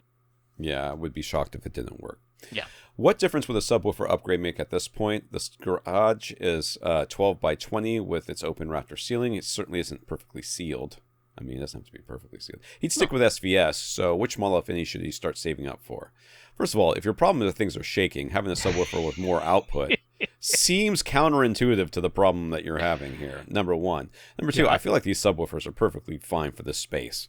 Yeah. So you really don't need to. I mean, I know that he works on a budget for everything. There are other places you can put that money. Yeah. If you didn't have this pair of subwoofers already, we'd be talking about, okay, what pair of dual subs do you want to get in here? Yeah, and we'd go, I mean, 2000s would actually absolutely crush this room. But honestly, 1000 Pros, right?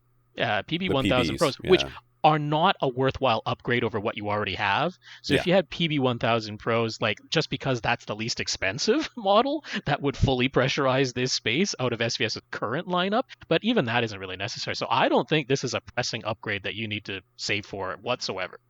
No, I don't think so either. I think it's actually a complete waste of money. He's got his 4 overhead speakers mounted on the ceiling about 5 feet in front and 5 feet behind his couch. He's stuck with the monoprice CHX satellite speakers that we suggested, by the way. As AVS forum people panicked and said they wouldn't be able to play loud enough because of our low sensitivity spec, because AVS people are stupid, so you didn't listen to them. And they'd force his AV receiver to make all of his other speakers quieter and the sky would fall. But they were working well, which is shocking considering no one over at AVS forum has ever been wrong. Anyways, he rarely ever ends up using DTS-X. It's almost all Atmos, so does it matter how he labels the overhead speakers in his Denon's X3700H setup menu? Yeah, because you're going to eventually have a DTS-X movie playing, and you're going to want to have them. If they're labeled as top front and top rear, it's not going to be the end of the world when you play that DTS-X thing. So my realistic answer is no, it doesn't really matter. No. It also, like, if you set the Atmos labels, like if you just set the overhead labels as top front and top rear, or if you set them as front height and rear height, it makes essentially no difference to Atmos, but it makes some difference to DTS-X. And DTS-X is better when you have them labeled as front heights and rear heights. So that's the reason we do it. I think what's happened is he's already done the setup. And he's like, do I have to go back and change it and redo the setup again? And we just saved you thousands of dollars in subwoofers. Yes, you can spend an hour changing your setup. It will not. But the other thing is, we know he's not done with his acoustic treatments yet. Yeah. And when you add more acoustic treatments, you're going to want to run Odyssey again anyway. So when that time comes, go ahead and change the labels to front heights and rear heights and do it then. Don't worry about it right this second, because you're probably not watching DTS-X anyway from the sounds of things. And if you do, it's not the end of the world. Yeah. Dan wants a new TV in his basement. It's got good light control. He likes something in the 75 to 85 inch screen. He'd like to keep the price under $2,000. What's the best bang for buck? You know I don't know.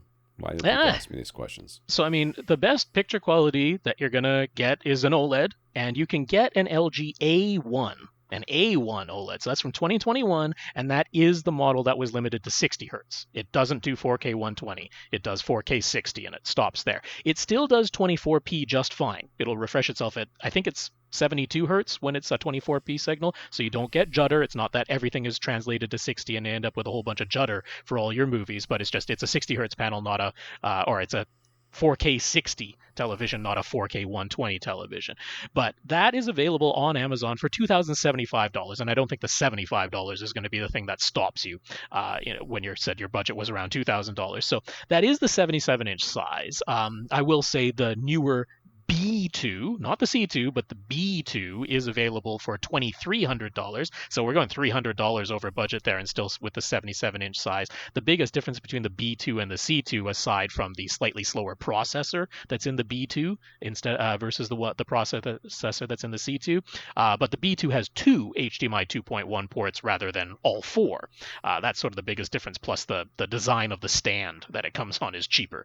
But yeah, $2,300 if you got an extra $300 you could wiggle out of there. The B2 gets you 4K 120 support, so you could do all of that.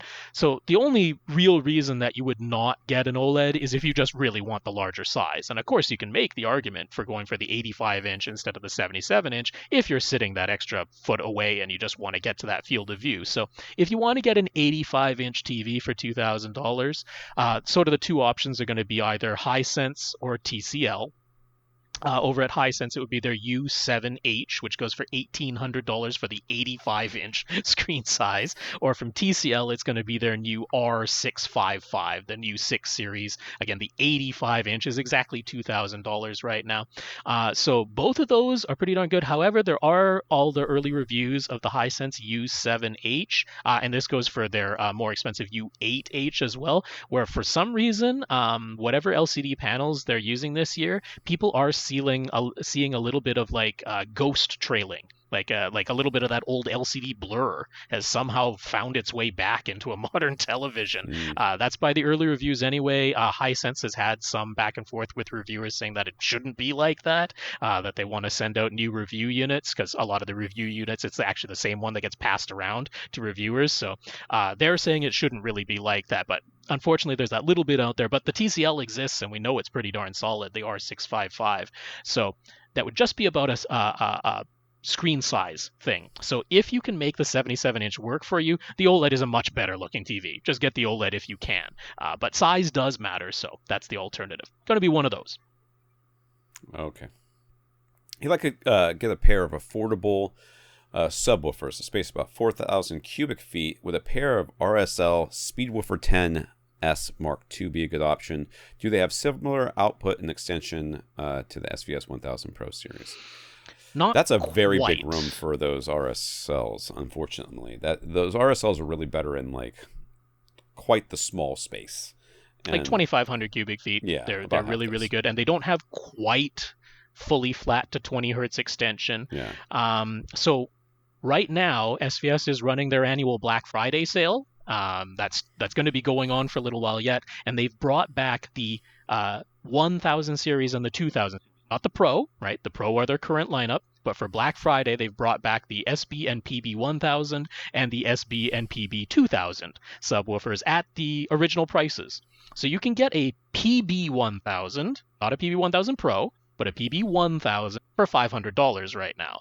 And a pair of those at $500 each, I think that's the value. Now, are you going to fully pressurize 4,000 cubic feet at 20 hertz with a pair of PB 1000s? Okay, not quite, but you're going to have to spend a lot more money to do so. And if you're like, the RSL Speedwoofer is about the money that I want to spend, and that's a $450 sub, well, an extra $100 for the duals of PB 1000s, to me, that's worth it. And you happen to be getting it right at the right time. So that's the one I'd point you to. Okay. Marc, the Wood Whisperer. I don't know what that means, but whatever. Marc moved to a new house, but it actually resulted in substantially downsizing his home theater. The previous owners had an attempt at some kind of home theater set up in the basement, but it's so old that it was using S-Video. Hooray! Good luck finding a receiver that takes that these days. The room is open and not well light controlled, and given the size, he bailed on using a projector and installed a large OLED instead. The TV is on the exterior wall, and the gear is all housed in the stand on an adjacent wall. Being an exterior wall, routing wires would be more involved, and he doesn't really want to mess with any of that right now. That said, he doesn't want the necessary HDMI cable to be visible either. So is there a good wireless HDMI solution these days? He does intend to play some video games, but not competitive ones, so a bit of latency is acceptable. Any suggestions? No. Wireless does not exist for HDMI. I mean, there is wireless HDMI, but not one I recommend. It's not any good.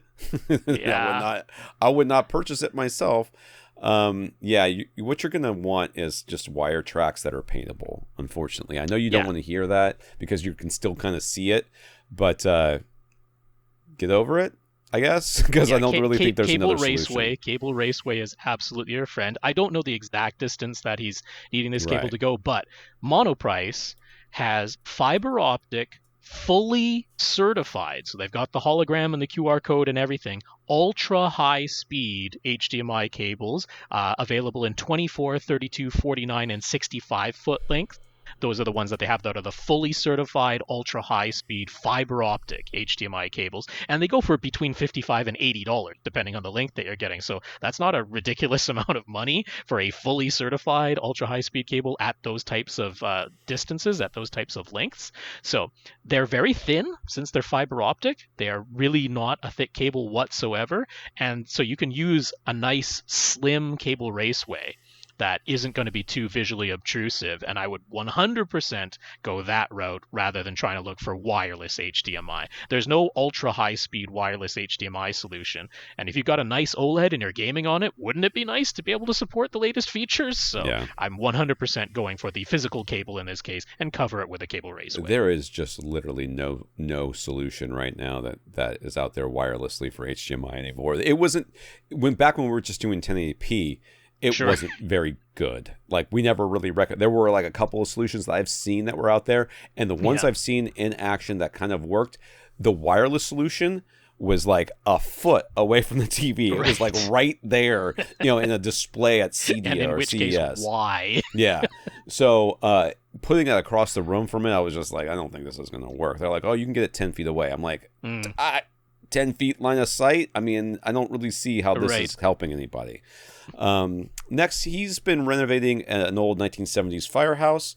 It's an echo chamber. He's got plans to install a bunch of DIY rockwool panels, but he's looking at the giant garage doors and wondering if there's any way to put acoustic treatments in those too. The door needs to remain operational. There are horizontal rails that stick out a couple of inches from the flat surface of the door. So he's wondering if we think he could hang panels from those horizontal rails. When the door goes up to open, they could hang down like baffles, and when the door closes, they'd settle back down in place and look like regular panels on the wall. So what do we think? Do we have any suggestions for absorptive material that would be inexpensive, not awful to look at, effective at absorbing the vocal range, and be able to withstand being mounted on an exterior door that opens and closes? So I've actually thought about this more often than you might think, because I go in places and I look around and I go, this place sucks. Like, I can't hear my wife talking in front of me, but I can hear a conversation that's happening 5 tables over at a restaurant or something like that. I think in most of these solutions, you need to look at the space, at how it's being used, and find the wall or areas that are very unlikely to be touched. So like in a restaurant, that is the bar area. So around the bar, a lot of times I've seen in some of the more effective restaurants, they have they basically the entire wall is acoustic panels, just edge to edge. They're just it's one solid color or whatever, and they just and even underneath the bar where people sit, those things are also lined with acoustic panels. So that I've seen that be effective. But most of the time I look at the ceiling and I think, why in these rafter spaces up here I know everybody wants to see the open pipes and everything. That's like the new hotness and all these exposed stuff. But like, just lining the entire ceiling with 2-inch thick panels, like, even if they're just edge to edge, it's just a solid frame in between whatever rafters are up there. you can still see all the pipes and everything else that are below them that people want to see, but you just line the entire ceiling with that. Now, the same thing with these roll-up doors, which is what I'm assuming that you have. It's like one of those roll-up doors here. My garage door is like this, is a roll-up door. And I've looked at it many times and thought, there is no reason why I couldn't perfectly cut a panel that would be, because you're talking about DIYing anyways, that would just fit in between, because it rolls up, but there's still space around the hinges, so you could fit a panel in there and just have it be flush. Like, why have it hang down the way you're talking about? Just have it be flush. Yeah, I don't like that idea, because at some point something's going to go wrong and get stuck. So I don't like the swinging hanging solution. I think just getting them perfectly, like wedging them in there even, because this stuff is going to stay. And then you could build a frame around it or something, or however you might want to install something like that. But I mean, it doesn't have to be like, at this point you're looking for any amount of absorption. Anything will do. So if you're putting 2 inches on the ceiling, or 3 inches or 4 inches on the ceiling and covering the entire ceiling with that, or you've got one wall that nobody's going to be back there touching it a whole lot, you can cover that wall with it. Then putting an inch or an inch and a half on this garage door is just going to be icing on the cake. It's going to be more. And that's what I would do. I would just fill in those bays as best you could with acoustic with rock wool or acoustic treatments. Yeah. I mean, rock wool is the way to go, because it's quite durable, so I'm not too worried about that. This is one where you might consider actual acoustic foam. GiK has acoustic foam that is not terrible. It's still not as effective as just rock wool, so I would go with that. But you could talk to GiK. You could talk to GiK about this entire project. That's not a bad idea, is just to get in touch with them, because they are the acoustics experts. So they do have acoustic foam. That might be an option there. But yeah, I agree with Tom. I would just go with rock wool. If you're going to do this, I wouldn't do the hanging swinging thing. No, the hanging swinging thing I think is a problem. Joseph in Melbourne. I guess that's in Australia, not the one in Florida. That's right.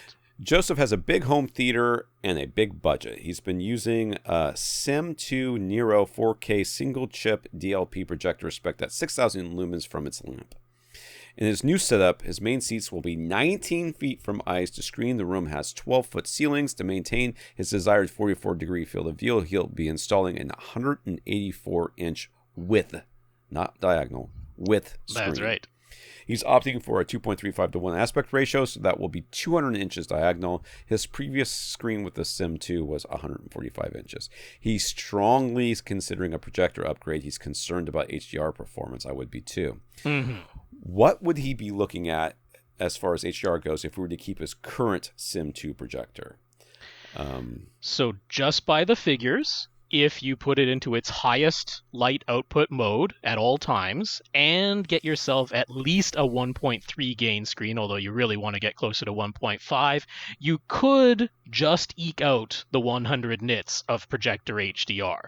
So that's maxing out the projector, getting it as close to the screen as its zoom range allows, and having a screen with gain. But you can kind of get there. I'm not sure if that's exactly what you want to do.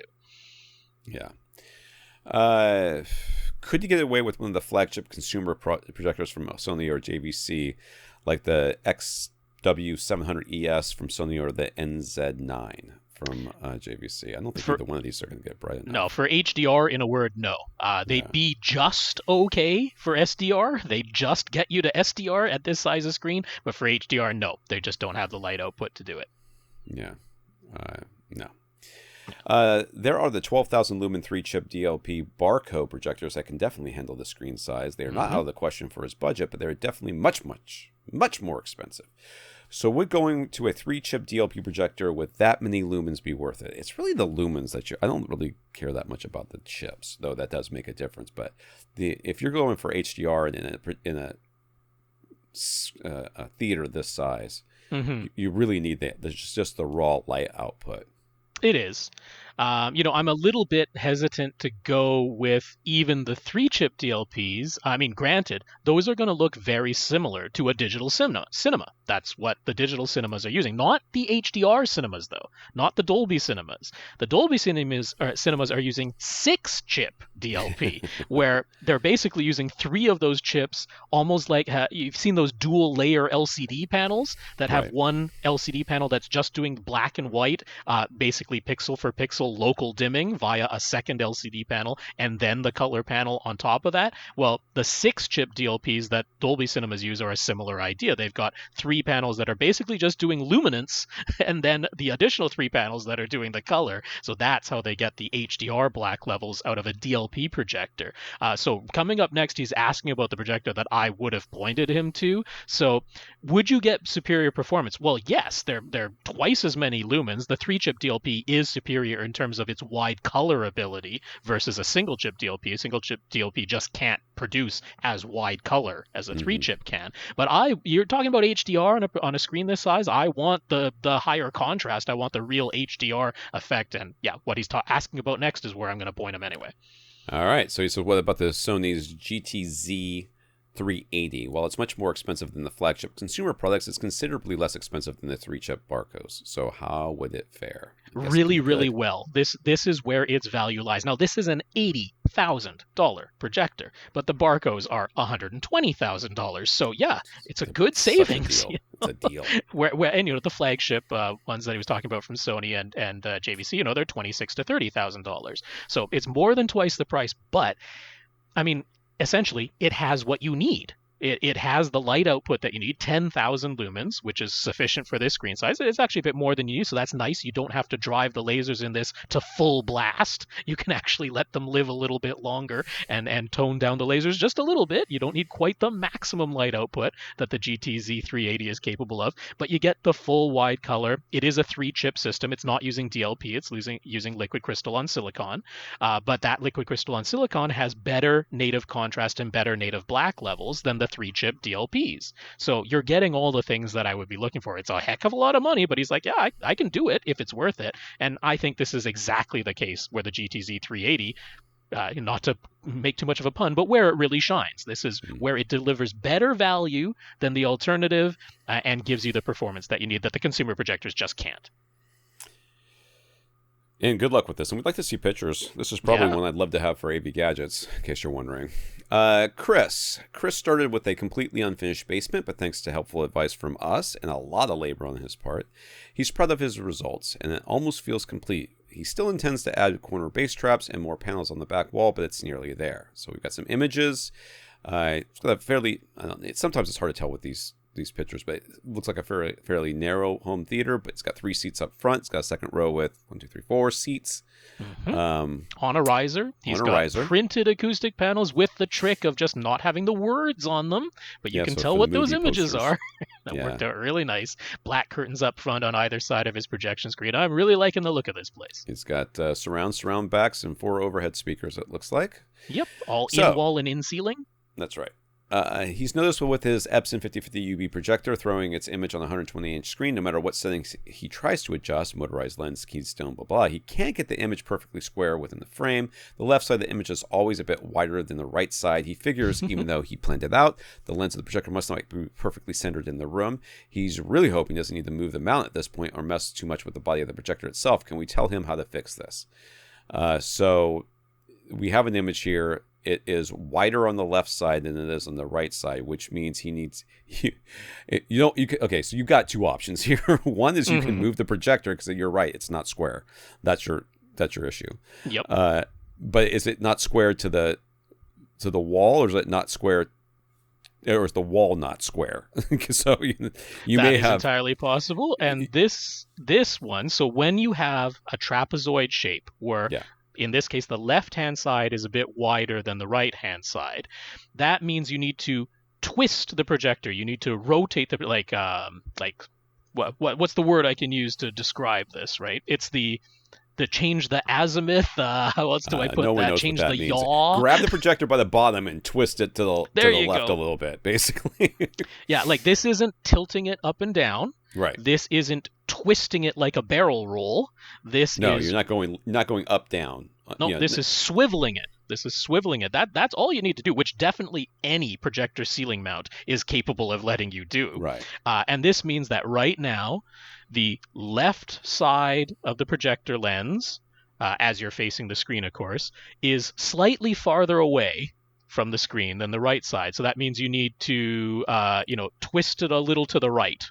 That's what you need to do. You need to move the left side of the lens a little bit closer to the screen. stand And the underneath right your side a little. projector, look up, Yep. face the screen, stand underneath your projector, look up, grab, and rotate counterclockwise slightly. That's right. And you have an Epson 5050 UB, so you have oodles of lens shift that will allow you to, because that's going to move the whole image over to the right. The whole image is going to shift over to the right, but it's also going to get rid of the trapezoid shape. And then you're going to use the lens shift to jog the entire image a little back to the left to line it up. Now, when you do that, when you twist it like that, you might find that, the top and bottom edges of the image are not perfectly parallel the top and bottom edges of the screen anymore. You might have to do a little bit of the barrel roll adjustment on your ceiling mount. And then after you do that, you might find that, it's a tiny bit trapezoidal on the top or bottom, and you'll have to adjust the tilt just a little bit. Right. But all of that is physical adjustment of the ceiling mount. Once you get that all square, that's when you finally use the lens shift to get it all perfectly jogged into position within the frame of the screen. But this is a physical, mechanical adjustment of the ceiling mount. You don't have to take down the ceiling mount and move it on the ceiling. No. Absolutely not. This is a little bit of rotation, and then you might find you need to do a little bit of a barrel roll and a little bit of a tilt adjustment too.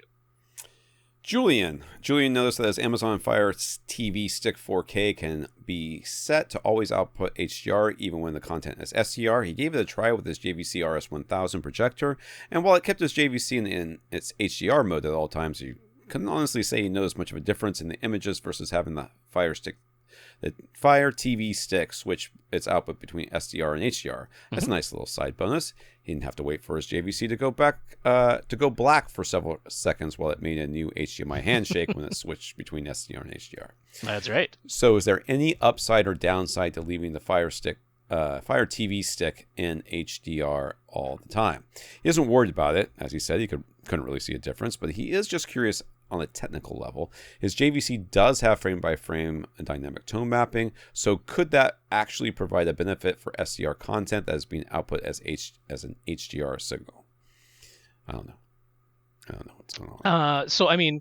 Let's see. What could be a potential downside? Well, if when your projector goes into HDR mode, you've left the setting so that it automatically goes into the higher lamp mode, that's going to mean a bit more fan noise. It's going to mean that your lamp dies a little bit sooner.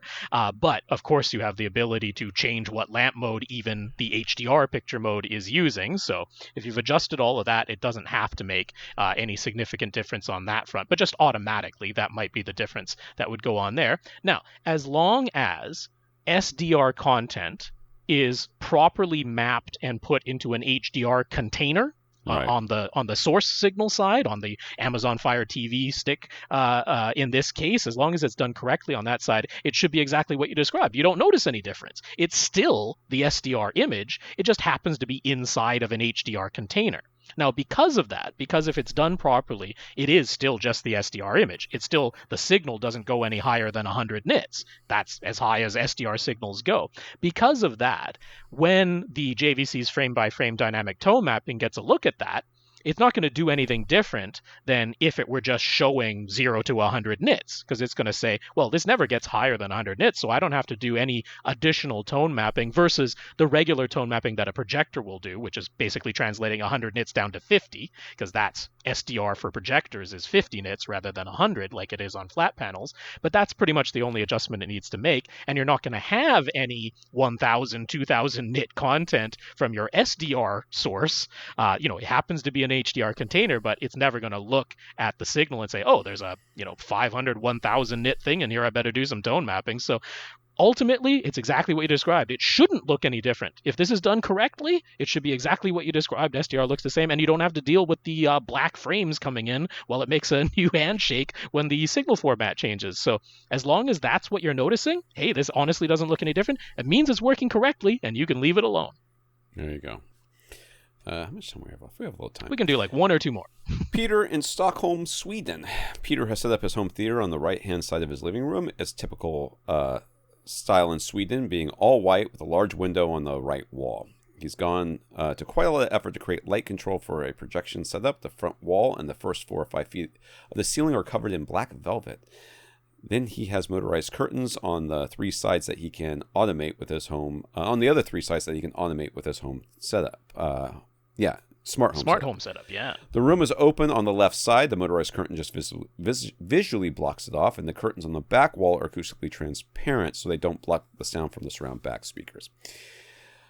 He's got Arendelle speakers up front, because apparently that's a thing these days, with front... in the world, it sounds like it's a very small home theater, but he's got these massive speakers. Whatever. From the front, left, and right speakers sitting on top of a pair of SVS SB2000 subs, he's got Lin Unique speakers for the surrounds, backs, and Atmos positions, and then Anthem AVM 70 Pre-Pro and 7 Edge brand stereo Class D amps. The screen is 100-inch TNP Supernova, never heard of it, with a JVC X5500 projector hooked up to an HTPC running MadVR software. So he's checking all of the ABS boxes. Pretty darn close. It's a cool looking setup. I really like it. Yeah. Look, it's got the little stack of monoblock. It bothers me that they don't go all the way across. You should stack them like, what do you yeah, he must be leaving room there for something else. Must be. Or maybe he's got them stacked in the order in which they are on the ceiling. So the top one is the center or something, maybe? No, that doesn't make sense. I don't know. No, that doesn't make sense. All right, whatever. He's just got a lot of rainbow lights going on in here. It's a nice looking theater for sure. Oh, yeah. Okay. We already discussed treating an open room in a recent episode, so we appreciate that info. But specifically for his back wall, would it be better to only treat directly behind the heads of the listeners, or would it be better to basically cover as much of the back wall as possible? The surround back speakers stick out about 5 inches, and people's heads are about 2 feet from the physical back wall when sitting on the couch. So how thick should he go, and how much coverage? So just everybody needs to remember there's a glass, basically a glass wall on the right side, and it's open on the left. Though we can't really see how. No, there's not really a shot of the open left side, but the left side is open of this room. Yeah. So you definitely want to put the panels behind your head somewhat. He's currently got some pictures back there, which are certainly reflective, but they are much higher than the speaker, so you shouldn't be. He can catch that first reflection off that slap echo off the back wall fairly easily with panels. How thick should you go? You should go just as thick as you can. I wouldn't go proud of the speakers. Yeah. But other than that, I would just fill up that space underneath those pictures.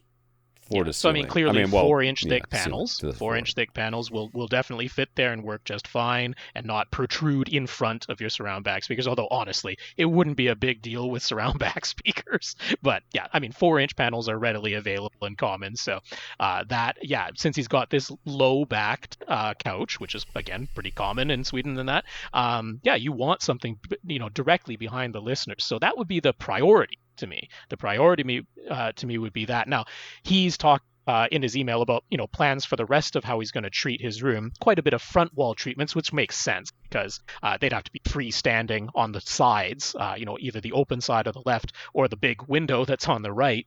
But he's planning to quite heavily treat the front of his room. So given that, how much does the treatment on the back wall that is above the heads of the listeners, so, you could get printed panels that look exactly the same as the artwork that's already hanging there. That's an option. How much are those going to really do? Well, that's more about just cutting down overall reverberation times in this room. It's going to be, to me, go ahead. Like more important to have some panels on that right wall in front of that window. They can be hidden by the curtain when it's drawn, but it's going to be more important to have some panels there because you've got an open side on the left side, and you want to try and acoustically equal that somewhat, having absorption on the right side. So if you have a heavily treated front wall and then an open left side and then some panels in front of the windows on the right side, I'm not at that point super worried about just overall reverberation time in the room.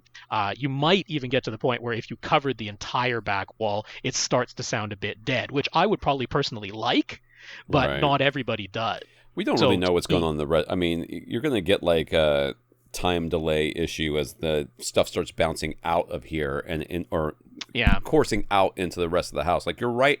Your front left speaker its off-axis response is going into the opposite room and it is reflecting around there in some way. So, like Rob's saying, taking that right wall and putting, at the very least, a panel to catch that first reflection, that very strong first reflection there, to try to make that wall a little bit more like the open space on your left is important.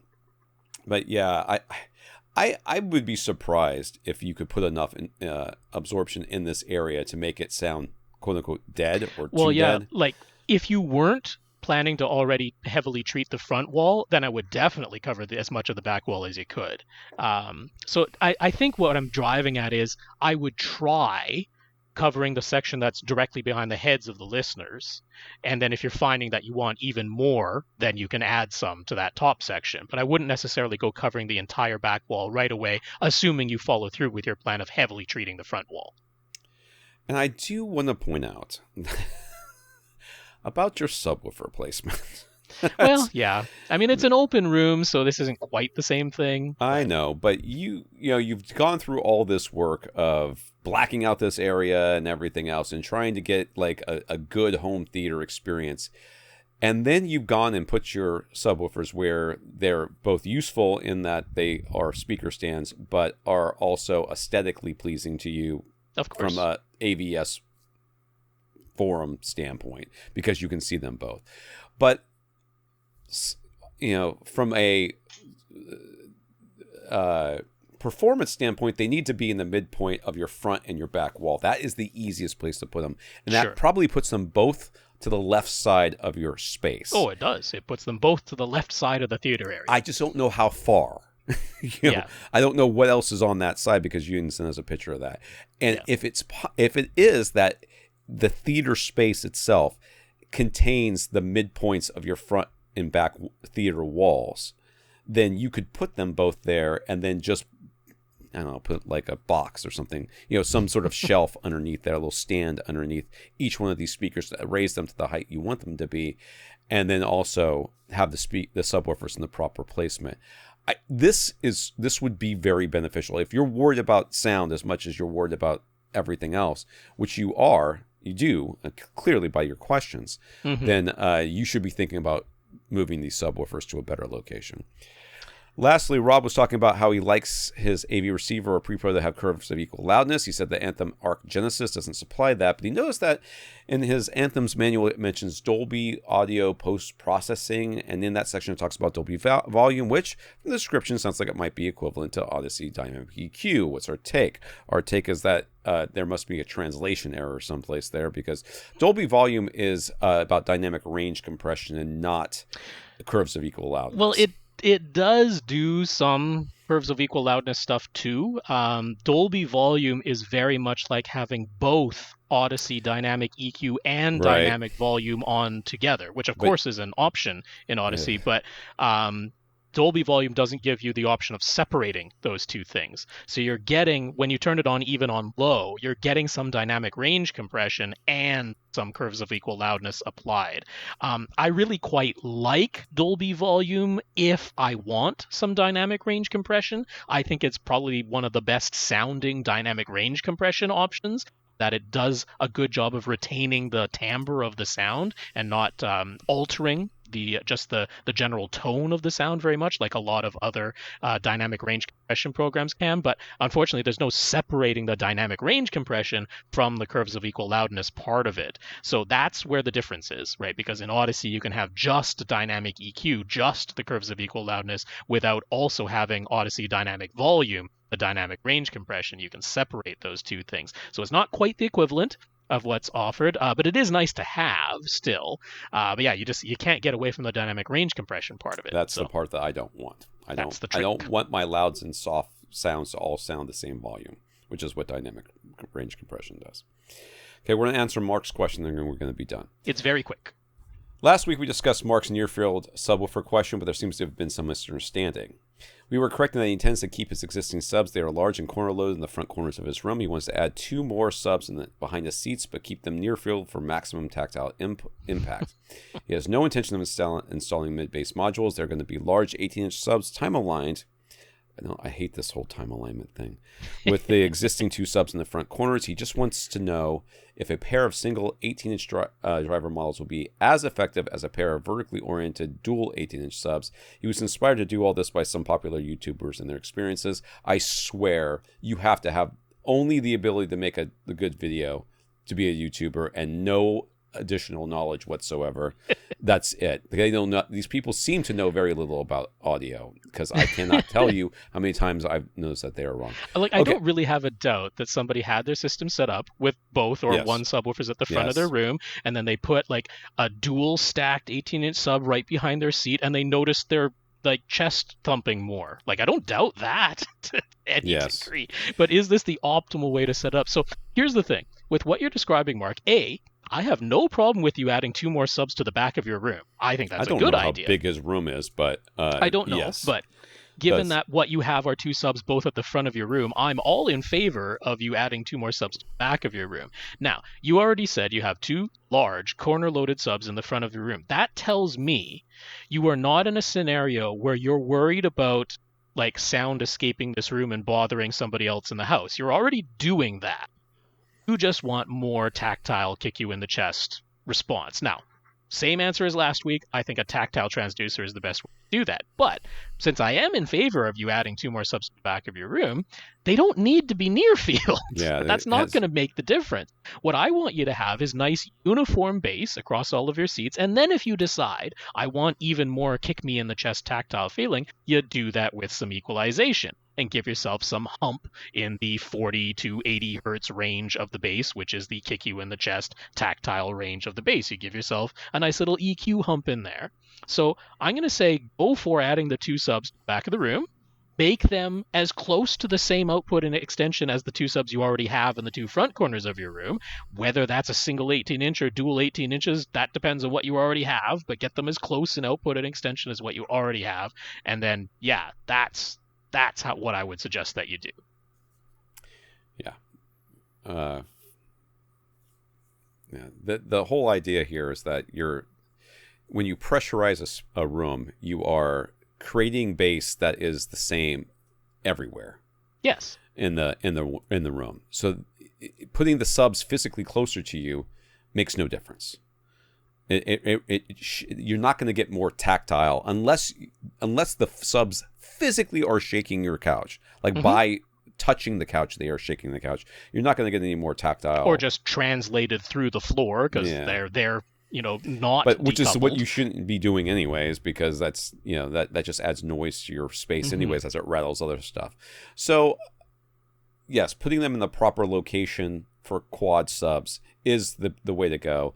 And if your single 18-inch subwoofer can pressurize your room, it doesn't matter if it did it with 1 driver or 2 or 3 or 4 or 10. It only matters that it got to the reference level volume and it fully pressurized your space. Once it's done that, anything else beyond that will never be used, or just about never be used. So don't worry about it. All right, there we go. What's that? Who's left? We have on our list Greg L, because we already had a Greg earlier. That was Greg P earlier. So Greg L is on list. Tony and Ilango. They will be first up next week. All right. We want to thank our listeners of the week. We want to thank Peter for going to avrant.com and clicking on the Buy Us a Cup of Coffee link and leaving us a PayPal donation, as well as our 139 patrons over at patreon.com. Yes, thank you, Peter, very much for that PayPal donation, and thank you to our 139 patrons over at patreon.com/AVRant podcast. That's the place to go to sign up to make an automatic monthly donation. We want to thank Chris and Greg for sending me photos to use on AV Gadgets, as well as notes of gratitude from Ilango, Jay, Will, Gurinder, Eric, Marc, Chris, Julian, Peter, Greg, and Tony. Yes, indeed. Thank you, Chris and Greg, for giving Tom permission to use your photos on avgadgets.com. And then thank you to Ilango, Jay, Will, Gurinder, Eric, Marc, Chris, Julian, Peter, Greg, and Tony for your notes of gratitude to us for keeping the podcast going through everything that's going on in life these days. So a big, big thank you to you and to everybody who continues to listen and send in your questions. If you want to get your question answered, all you have to do is ask. You ask by emailing us at question@avrant.com. For AVRant, I'm Tom Andrew. And I'm Rob H. Now stay in and listen to something.